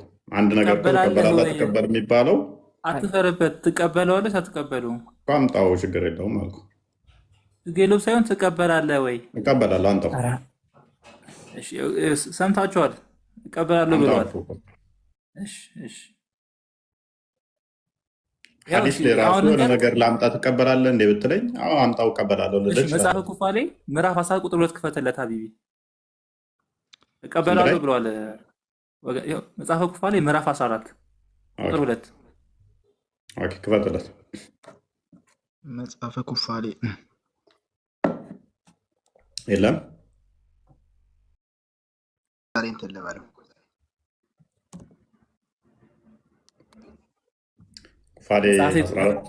ምዕራፍ 14 ቁጥር 2 ላይ እጆቹን ዘርግቶ ከንፈሬ እንዳሰሰ ቢል ያመጣል ነው። እሱ አይደለም። ያው እቀበላለሁ ስትለኝ ከንፈሩ እንዳሰሰ ሚል አምጣለን እንጂ ቅድሚያ ጠቀስከውን ማምጣ ችግር የለም። ወላሂ እመጣልሃለሁ፣ ወርጄ እመጣልሃለሁ። ይሄ አንዴ አንብበን አሳዳኝና እንትን በል። እኔ እከፍትለታለሁ። ትልቁ ላይ ላውራው አምጣ እንጂ ቅድሚያ እኔ ልክፈትለት። 14 ያልከኝ አይደለ? አዎ ዴቭ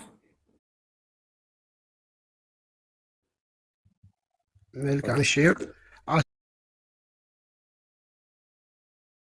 14 እንግዲህ እያያችሁ እኮ ያወራው እዚህ ላይ ያለ እኮ ነው ያለው። ቢል እዚህ ላይ ያለ ብሎ እኮ 14 ስንት ነው ያልከው? ቁጥር 2 እንግዲህ እናንበበው። ይኸውላችሁ መኮንን መስቴማ መጥቶ የአምላክ ፊት ቆመ፣ እንዲህም አለ እነሆ ይሄን አይደለም። እስቲ ከፋለው ብዥ ብሏል። ያዘዝከኝ እኮ ኩፋሌ 14:2 ነው ያልከኝ ወንድሜ። እስቲ ዝቅ አድርገው። ይሄው ላሳይ። ይሄው መጽሐፈ ምን ይላል? አትፈርበት፣ ዝቅ አድርገው ብሮ እያሳየው። አትፈርበት ምን ሆናል? ታወራው እኮ እሺ፣ ዝቅ አድርገው። ጭንቅላት የሌለውን አላህ እኮ አይደለም የምናመልከው፣ ለምን የምናፍረው? ሰይጣን ሁሉንም የሚገዛ ይላል። እቀበላለሁ ደግሞ ብለሃል እና ይበላ ካለ እቀበለዋለህ እና ይበላ ገዢ ተብሏል። ከዚህ ዓለም ገዢ ተብሏል። በአዲስ ኪዳን ነው ያለው። ችግር የለውም። ሰይጣን እግዚአብሔርን አዝኖታል። ትቀበለዋለህ? ግን ከንፈሩ እንዳሰሰው የሚል አጥተህ ነው አይደል? ወደዛ ሄድከው። ከንፈሩ እንዳሰሰው የሚል ቃል የለም። አያችሁ እንዴት እንደሚዋሹ እያያችሁ። ከንፈሩ እንዳሰሰው የሚል ኩፋሌ ላይ የለም። ይሄኛው ዝቅ አድርገህ አንብበው። ወደ ስንት ላድርግልህ? በእናትህ አታልቀስ። በቃ ያዝና ነው ታፍርበታለህ ይላል። እንደ ክፈቱልኝ አልክ። ተከፈተልህ እኮ እዛ ሴት ኔስ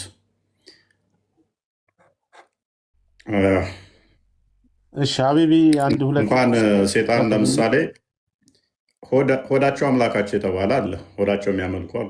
አምላክ ሆድ ራሱ አምላክ ተብሏል። አንድ አገባቡ ይለያያል ማለት ነው። ምንድን ያልከው ቢኒ? እግዚአብሔር በምሳሌ እንደሚናገርና በደንብ ደግሞ እንደማይታይ ዘጸአት 33 ቁጥር 20 ላይ እግዚአብሔር እንደማይታይ የተናገረበት ክፍል አለ። አይንም ላይ እንደማይችል ሰው አይቶት ራሱ መዳን አይችልም እና ከባህሪው አንጻር ከእግዚአብሔር ባህሪ አንጻር ሰው ሊያየው አይችልም። በጸጋ ነው የምናየው እንጂ እሱ ራሱን በገለጠበት መንገድ አይዞ ትን ብሎ ነው ውሃ ጠጣ። እስቲ አንዴ ልናገር። በጸጋ ማየት ሲባል እንዴት ነው? ለምሳሌ አብራራልኝ። በጸጋ ማለት በተገለጠበት ማለት ነው። ለምሳሌ ሰዎች በሚያዩት ልክ እግዚአብሔር ይገለጣል እንጂ በሙሉ ክብሩ በሙሉ ማንነቱ እግዚአብሔርን አይቶ መዳን አይቻልም። ማንም ሊያየው አይችልም።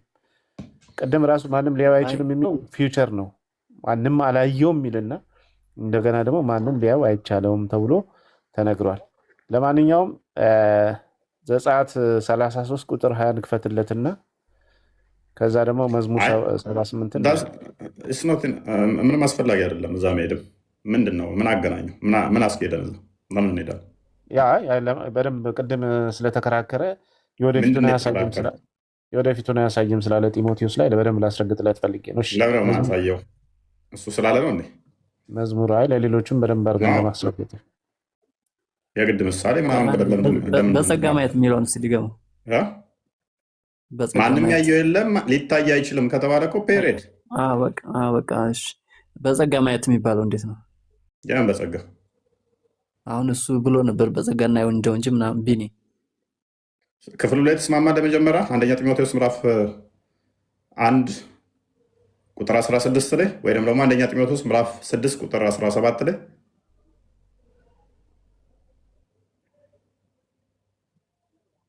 አንደኛ ጢሞቴዎስ ምዕራፍ 6 ቁጥር 17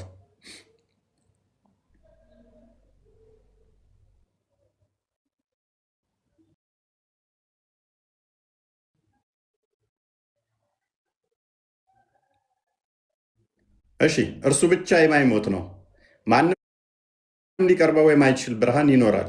አንድ ሰው እንኳን አላየውም። ኢንሴንስ አልታየም ነው፣ ሊያየው አይቻለውም። ትስማማለህ? በዚህ ወጣ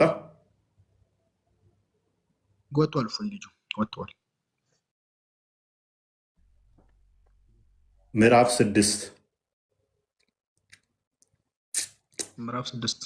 አንደኛ ጢሞቴዎስ ምዕራፍ 6 ቁጥር 17 ያ ራሱ እኮ ነው። ምዕራፍ 6 ቁጥር 17 አንደኛ አንደኛ 17 ነው። ከ14 አድርገው ችግር አለ። ምዕራፍ አንደኛ ጢሞቴዎስ ምዕራፍ 1 ቁጥር 16 ነው የቀደመ የከፈልከው።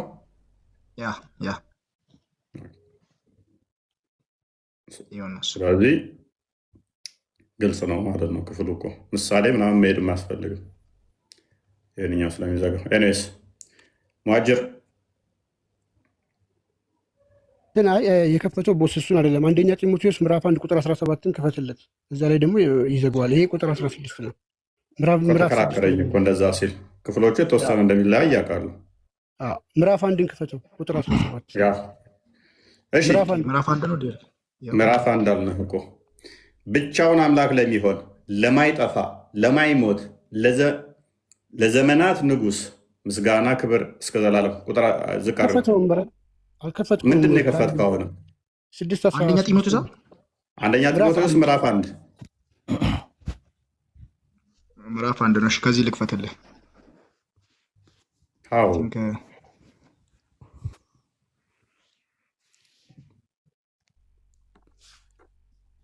ቁጥር እየተሳሳትኩ ነው፣ ግራ አጋባኝ። ሁለቱ ጋር የተወሰነ ልዩነት እንትኖቹ እንዳሉ ታውቃለህ። አንድ ላይ በደንብ ጥንቅቅ አድርጎ ይዘጋዋል። የማይታይ ብሎ አሁን አይደለም ምዕራፍ 1 ቁጥር 17 ላይ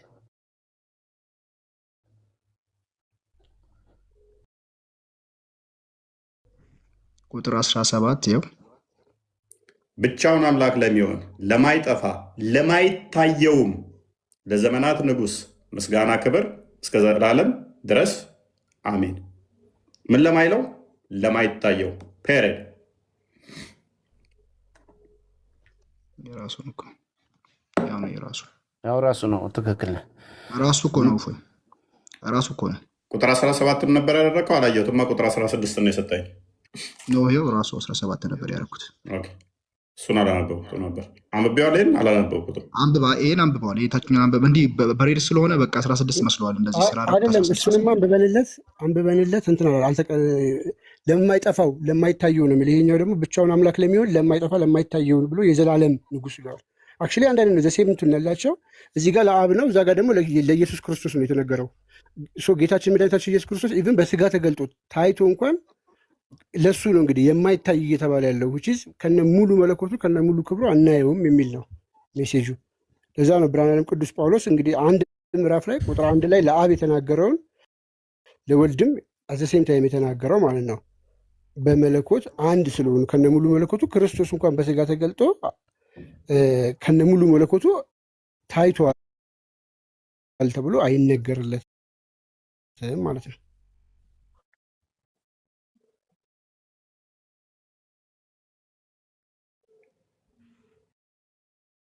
ሚውትን አንስተሃል ካለ አቤት ትንበል ፎይ ድምፅህን ሰላም አሰማ። አመሻችሁ። እንዴት ናችሁ? ሰላም ነው። እንኳን ደህና መጣህ። እንኳን ደህና ቆያችሁኝ። እንዴት ናችሁ? አለን ደህና። እኔ ለክርክር ወይ ደግሞ ለሌላ ነገር ሳይሆን የፍላጎትና የሀሳብ ጉዳይ ይዤ ነው የመጣሁት እና በዛ ጉዳይ የሚቻል ከሆነ ላውራችሁ በሚል ነው።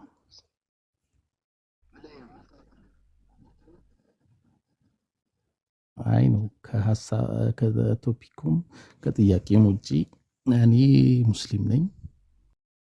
ያን ለማድረግ የሚያግዘኝ ክርስቲያን ወይ ደግሞ የሚያግዘኝ አካል ካለ ፍቃዳችሁ ከሆነ ብዬ እንደ ጥያቄ ነው። ዞሮ ዞሮ እኔ ክርስትናን መቀበል ትምህርት መማር ነው። ትንሽ ድምፅን ከፍ አድርገው ብዙም አይሰማም ብያል ስለ እና ክርስትናን መቀበል እፈልጋለሁ። ስቀበል ግን በገብርኤል ዕለት ቢሆንና ከዚህ በፊት ከጓደኞች ከክርስቲያን ወንድሞቼ ጋር ሐዋሳ ገብርኤልም ቁልቢም ሄጃለሁ። ትንሽ ድምፅን ከፍ አድርገው ብዙም እየተሰማ አይደለም። አይሰማም? እሺ አሁን ኔትወርክ ይሆናል። አሁንስ? ትንሽ ከፍ አድርግና ቀጥልሽ። ኦኬ እሺ፣ ኔትወርክ ይሆናል። ምናልባት ከተሰማ አሁን ንገረኝና ላውራ። ይሰማ ከሆነ ይሰማል አሁን መሰለኝ። እና ከዚህ በፊት ገብርኤል ብዙ ጊዜ ለገብርኤል ቤተክርስቲያንም ከጓደኞች ጋር ሄዳለሁ። ሐዋሳ ገብርኤልም ቁልቢም ሄጃለሁ። እዚህም አዲስ አበባ ባሉት ከጓደኞች ጋር ሄዳለሁ እና የተለያየ ክርስትና ትምህርቶችንም ሰማለሁ። ጓደኞቼም ጋር ያለው ገራ ያለው እና ያን ነገር ውስጤ ላይ በማደር የተነሳ ክርስትናን መቀበል ፈለግኩ አሁን ላይ እና ስቀበል ግን ቁልቢ ገብርኤል ሄጄ ክርስትናን ብቀበል ደስ ይለኛል። ያን ለማድረግ ደግሞ እኛ ምን እንድናግዝ ነው? ያ እሱ ማድረግ እኮ ትችላለህ። ክርስቲያን ጓደኞች ሄዱ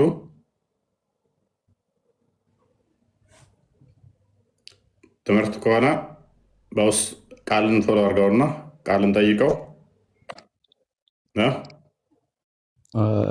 ኢንቦክስም አድርጌልህ ነበረ ፎይ፣ ምናልባት አላየሁም ይሆን። አውራኝና በውስጥ እናወራለን እና እኛ ልንረዳህ የምንችለው ትምህርት ብቻ ነው።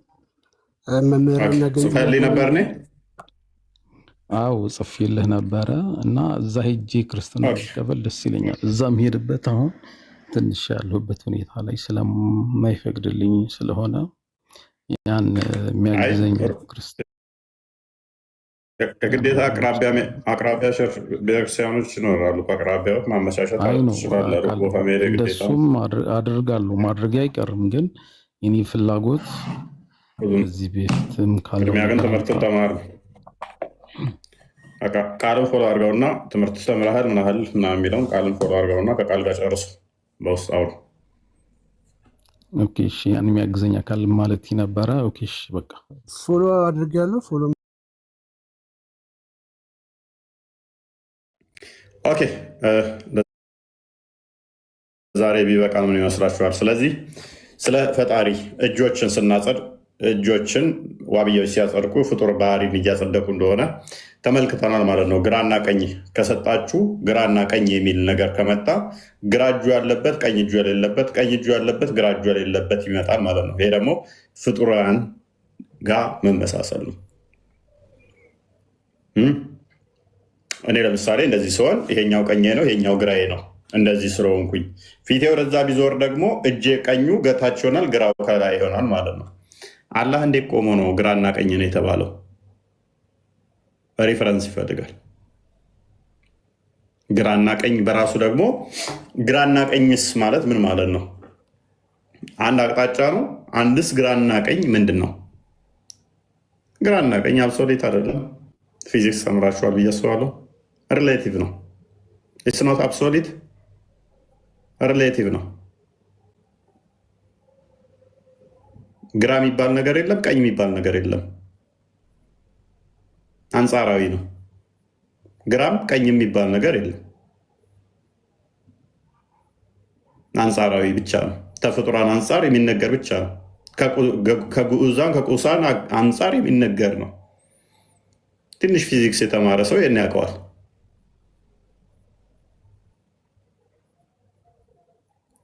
ግራና ቀኝ የሚባል ነገር ስለሌለ አንጻራዊ ስለሆነ እኔ እንደዚህ ቆሜ ይሄ ቀኝ ነው፣ ይሄ ከዚህ በኩል ቀኝ፣ ከዚህ በኩል ግራ እንዳልኩኝ ስዞር ደግሞ ከታች ቀኝ ከላይ ግራ ይሆናል። አቋቋሚ ራሱ ዳይሬክሽኑን ይቀይረዋል ማለት ነው። ቀኝና ግራ ለማለት አንጻራዊ ነው። አብሶሊት በሆነ ሁኔታ ቀኝና ግራ የሚባል ነገር የለም። ታዲያ አብሶሊት የሆነ ፈጣሪ ግራና ቀኝ እንዴት ሊኖረው ይችላል? አንጻራዊ ከሆነ ዳይሬክሽን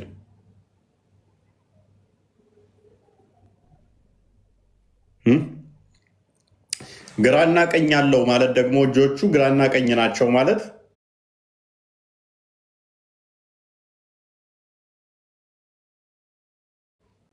አንድ ሜትር የሚራራቁ 2 ሜትር የሚራራቁ በማላቸው ሳይሜትሪካሊ ምን አለ ማለት ነው? የለያቸው የከፈላቸው ድንበር አለ ማለት ነው። ልክ እኔ እጄ፣ ደረቴ፣ እጆቼ ሁለቱን ግራውንና ቀኝን እንደከፈለው በመካከል ይሄ ቋሚው ነገር ግራና ቀኝን እንደከፈለው አላህ ግራና ቀኝ አለው ማለት በመካከል የሆነ እንደዚህ ቋሚ ነገር አለ። ከዛ እዛ ቋሚ ላይ የተሰካ ነገር አለ ማለት ነው። ይሄ ደግሞ ምን ያመጣል? ቀኙ ባለበት ግራው የለም፣ ግራው ባለበት ቀኙ የለም። ይሄ ደግሞ ምን ያመጣል? ፋይናይት አት ዘ ሴም ታይም ፋይናይት መሆን አይቻልም። ስለዚህ አላህ ምን ይሆናል ማለት ነው? ፋይናይት ይሆናል። ፋይናይት ብቻ መሆን ሳይሆን በፍጡራን ኢንኮምፓስ ይሆናል። ይሄ ደግሞ የማን ባህሪ ነው? የፍጡራን። የፈለገ ግዙፍ ይሆን ትንሽም ይሆን ማተር አድርገው ይሄ ፍጡር ይሆናል። ሌላኛው የቁጥር ችግር፣ ጣቶች አሉት። እጁ ላይ ጣቶች ካሉ 2 እጆች መኖሩ ከኔ ጋር መመሳሰሉ፣ ግራና ቀኝ መኖሩ ከኔ ጋር መመሳሰሉ፣ 5 ጣቶች አሉት። 5 ፋይናይት ነምበር ነው። 5 የሚቆጠር ቁጥር ነው። 5 አላቂ ያለቀ ቁጥር ነው፣ ወይንም ደግሞ የሚያልቅ ነው። ተቆጥሮ የሚያልቅ ቁጥር ነው። ስለዚህ ያላጣት 1 2 3 4 5 ተብሎ የሚያልቅ ነው። አሁንም ፋይናይት እና ኢንፋይናይት በአንዴ መሆን አይቻልም። አላ ፋይናይት ይሆናል ማለት ነው። እጁ ደግሞ ምን አለው? ኢንድ ፖይንቶች አሉት። ስለዚህ የፈለገ ግዙፍ ነው ብትሉትም አላህ ምን ይሆናል? እስቲል አሁንም የሚያልቅ መጠን ያለው ይሆናል ማለት ነው። ሊለካ ሊሰፈር የሚችል ማለት ነው። ያ ሊለካ ሊሰፈር የሚችለው እጁ ላይ ጣቶች የተገጠሙለት ከሆነ እሱ ምንድነው ማለት ነው? የፓርቶች ስብስብ ነው። ያ የፓርቶቹ ስብስብ ደግሞ እኔ ፓርቶች ያስፈለጉኝ እጄ ጣት ያስፈለገው እጄ እንደዚህ መጨበጥ ማንሳት ስለማይችል እንዲያግዙት ነው። ስለዚህ አላህን አጋዥ ያስፈልጎት ነው ወይ ማለት በራሱ ማድረግ ስለማይችል ሁን እንዲህ ምናምን ብሎ ማድረግ ስለማይችል ጣቶች ለማንሳት ለመሸከሚያ ለመጨበጫ አስፈልጎት ነው ወይ 5 ጣት ያስፈለገው? 5 ብለን ለመቁጠር ፋይናይት ነምበር እንደተጠቀምን እነኚህ ፋይናይት ነምበሮች ፍጡር እንደሆኑ እንደተመለከት ነው ደግሞ 1 2 3 4 5 ለማለት ክፍተቶች አሉ። እነኚህ ክፍተቶች እርስ በርስ የተጠባበቁ ቅርብ የሚሆኑ ሩቅ የሚሆኑ አንዱ ከአንዱ ጣቱ ይለያያል ማለት ነው። 5 ብለን ለመቁጠር ዋን ወጥ ቢሆን ኖሮ 5 ብለን ባላልን ነበር። አይደንቲካል ስላልሆኑ ወይም በቁመት የሚለያዩ ወይም በመጠን የሚለያዩ ወይም በውፍረት የሚለያዩ ስለሆነ 5 ብለን ቆጠር ናቸው። በቁመት ከተለያዩ እችኛዋ አነስ የኛው ረጅም ከሆነ እዚህ መካከል ላይ ምን አለ ማለት ነው? አላህ የሌለበት ቦታ አለ ማለት ነው። ይሄ ትልቁ ላይ አላህ አለ፣ እዚች ጋር ግን አላህ የለም ማለት ነው። በክፍተት የሚለያዩ ከሆነ ደግሞ ክፍተቱ ላይ አላህ የለም ማለት ነው። እዚች አካባቢ ላይ በአላህ አካላት ውስጥ አላህ የሌለበት ቦታ አለ ማለት ነው። ፍጡር ያልሆነ ነው የሚሆነው ማለት ነው። አይ ፍጡር ያልሆነ ምን አለ? ክፍተት የሚባል ነገር አለ። ፍጡር ነው ከተባለ ደግሞ አላህ ከጊዜ በኋላ እጆቹ ድፍን የነበሩት ወይም ሰነጠቃቸው ወይንም ደግሞ የፍጡር አካልን ላውሌ ገጠመ ማለት ነው። አካላት የሚገጣጠሙበት ከሆነ ደግሞ እሱ መለያየቱ አይቀርምና የሚፈራርስ የሚበሰብስ ይሆናል ማለት ነው። በዚህም መሰረት ደግሞ ለፍጡርነት ይገባል ማለት ነው። እና አላህ በምንም ተአምር ፈጣሪ ሊሆን አይችልም። ስለዚህ እኛ መጽሐፍ ቅዱስ ላይ የእግዚአብሔር እጆች ሰሩኝ፣ ደገፉኝ፣ ክንዶቹ ደገፉኝ፣ የእግዚአብሔር ጣቶች ሰማዮች የእጆች ስራ ናቸው ምናምን እንደዚህ የሚሉት መጽሐፍ ቅዱስ በግልጽ በምን ይዘጋዋል? ሁሉ በእርሱ ሆነ ከሆነውም አንዳች እንኳ ያለ እርሱ አልሆነም። ሁሉ በማን ሆነ? ኮመንት ላይ ጻፉልኝ። ሁሉ በማን የሆነው? ከሆነውም እንኳን አንዳች ያለ እርሱ አልሆነም። በማን ነው ሁሉ የሆነው? ኮመንት ላይ ጻፉልን እስኪ። ሁሉ በእርሱ ሆነ ከሆነውም እንኳ ያለ እሱ አንዳች የሆነ ነገር የለም። በማን የሆነው? በቃል። ስለዚህ ሰማይ የእጆች ስራ ናቸው።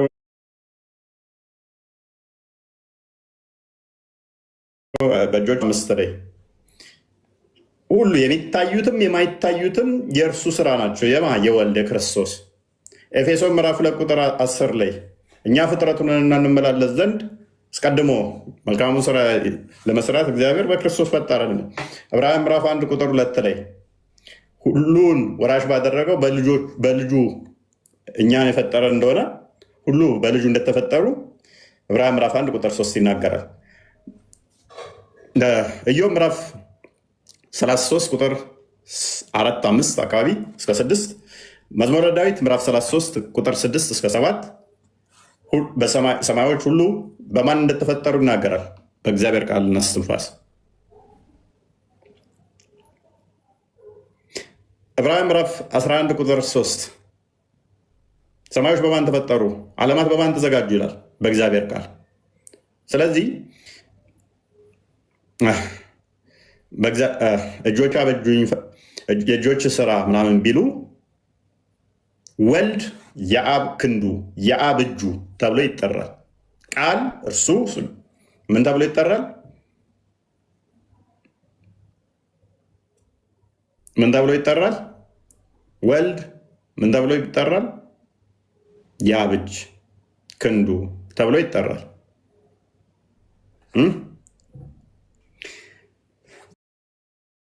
እና ከዛ አንጻር የሚታይ ነው። ልክ ትንቢተ ኤርምያስ ላይ የእግዚአብሔር እጅ ለማን የእግዚአብሔር ክንድ ለማን ተገልጿል ይላል አይደለ?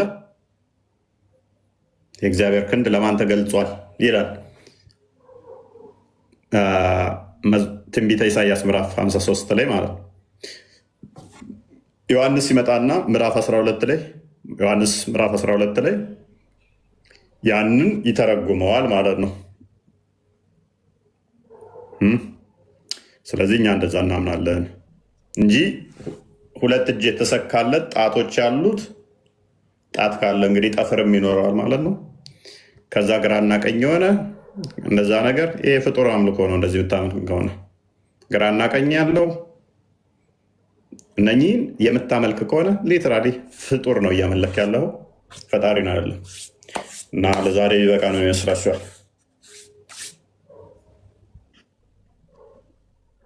ሰማልን። እናመሰግናለን ቦስ። መልካም ምሽት። እሺ እፎይ፣ እናመሰግናለን። ቃልቤት ያሰማለን። ታች ያላችሁም ኮፒሊንግ እያደረጋችሁ ያላችሁ ልዘምርልን። ቢኒያም ዘምራለሁ ብሏል። ቢኒያም አቶ ቢኒያም ይዘምራል። ቢኒያም አቶ ቢኒያም ምን አልከኝ? ቆይ ድምፄን ልዘምር ነው። ድምፄን ላስተካክል። ክቡራና ክቡራት ዘምር ዘምር አለኝ ልቤ ተነሳሳ፣ የአምላኬን ቸርነት እንዴት ብዬ ልርሳ፣ ያደረገልኝን እንዴት ብዬ ልርሳ። ልሳን ያለ ሁሉ ይዘምር ይላል።